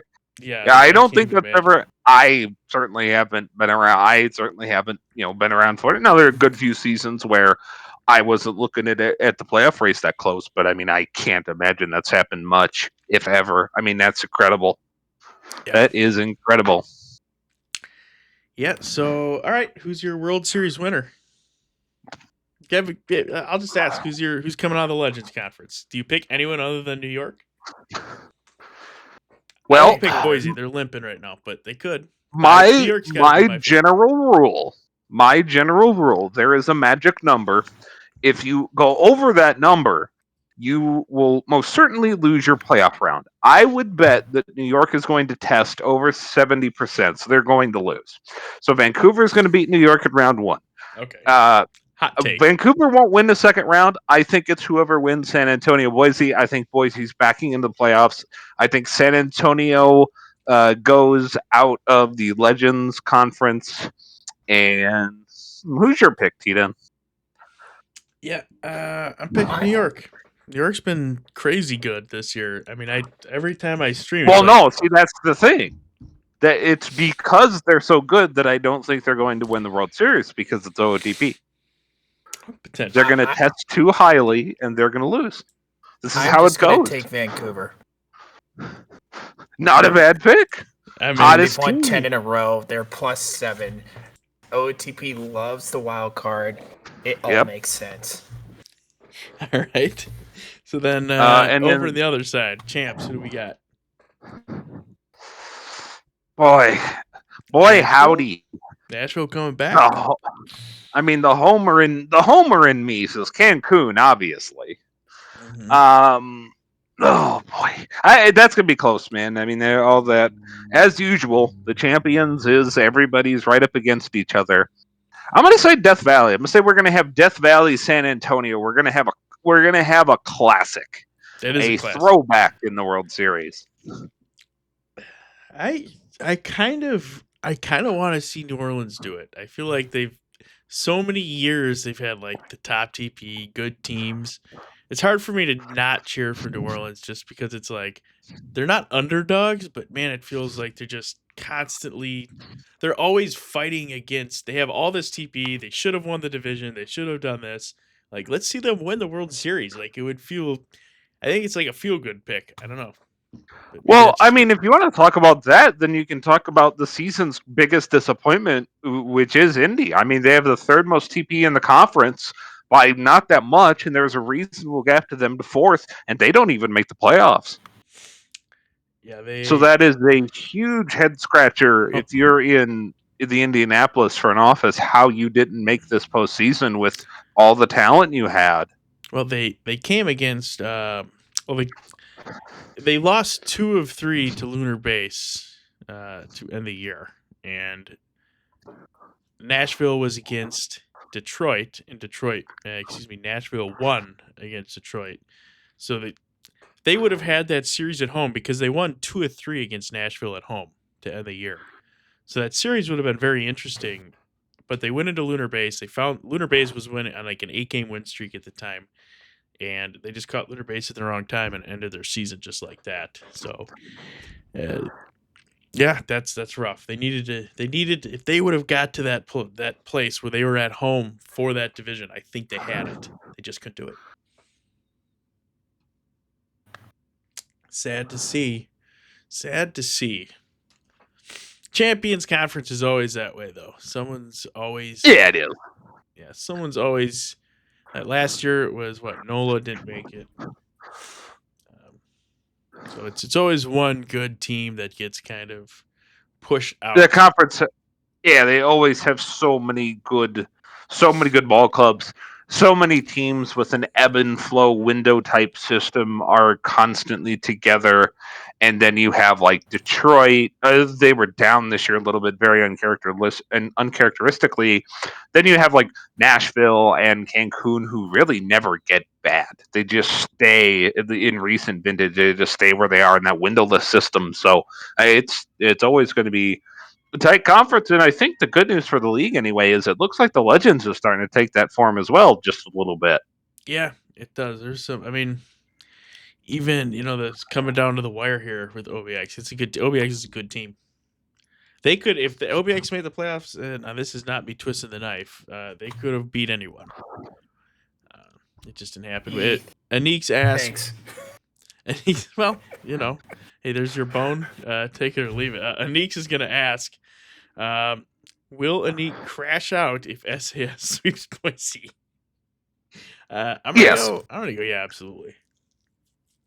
Oh, if I'm not mistaken, it's all your first seasons doing streaming, coming back to co-hosting, etc. Right? How do you feel it went, and what were some of your favorite moments? Well, this was my inaugural season streaming. Some things to work on here and there, some things to clean up, some things I'd like to do, but I had a lot of fun doing it. I'm just gonna say my favorite moment was seeing Bartholomew Brown's stolen base record. It's up there. That was like a really cool. A season 1 record fell, and I got to be a part of it live on stream. No, I was gonna say the perfect game. I Season 1 think would player have record. been. Oh, the Yeah, perfect I think record was cool too. Yeah, that's right. the perfect game. I mean, there's Perfect only game. yeah, season one record. Yeah, but the first thing that came to my mind for you was the PG because there's only 8 of those. Yeah, that was cool. But you announced that box score, so really that's your memory. But yeah, that was cool too. And then this playoff stream was a lot of fun. I was a little unsure of what to stream here and there. It gets complicated. You don't want to upset people because they're missing certain things. Some people just want this to hurry up so they can see the results. Some people enjoy. I think you have to have a little bit of excitement. Right? I don't want This to is just. my second playoff race, so and same thing, stressing to the last day. You got to stop picking these up. Man, I'm just kidding. I'm glad you were here. It added so much to have you on stream today. Yes, I agree with what I saw from the chat. The exasperated sighs or otherwise were fantastic. You love that emotion because here's the thing: we all feel that at some point as users in the PvE who are as invested in our teams as we are. How Like about MVP? we all feel that. Is that MVP Oh, right there? is MVP really a question? Is Fecko Cal the MVP? I think Yeah. it'd be OE Cal by a Is it? mile. I mean, is it the Triple Crown winner? Maybe I don't know. Yeah, right. I don't mean to disrespect the question. Like, I'm just like, is there really a question? I don't think there is for the champions There's anyway. a question: is it unanimous or not? Oh no, it won't be unanimous. Yeah, I mean, because there's somebody with higher. Bull has higher war, because catcher, I believe. So, I mean, look at How? this. It's so pink. There's so much Cancun here. yeah, but Bull has higher war, so there'll be some votes. Bull's way, the war voters, which there are many of. Yeah, Maybe Old Cow doesn't even win MVP. Who knows? That's Kudo. I'd be shocked if OE Cal does not win. By Well, the way, there's a lot of people here who vote on war. There's a lot. yeah, A lot. sorry, I'm just doing the upload of the index as I scroll through these here. Pitching leaders. Just giving everyone a quick glance. Holds, look at that. Ransom Jones, 17 holds this year. Quality starts, Joe Kelly. Hey, why don't you go ahead and read me the name of the pitcher who led in our war? The pitcher who led in our war is Lake Monster Cove. There you go.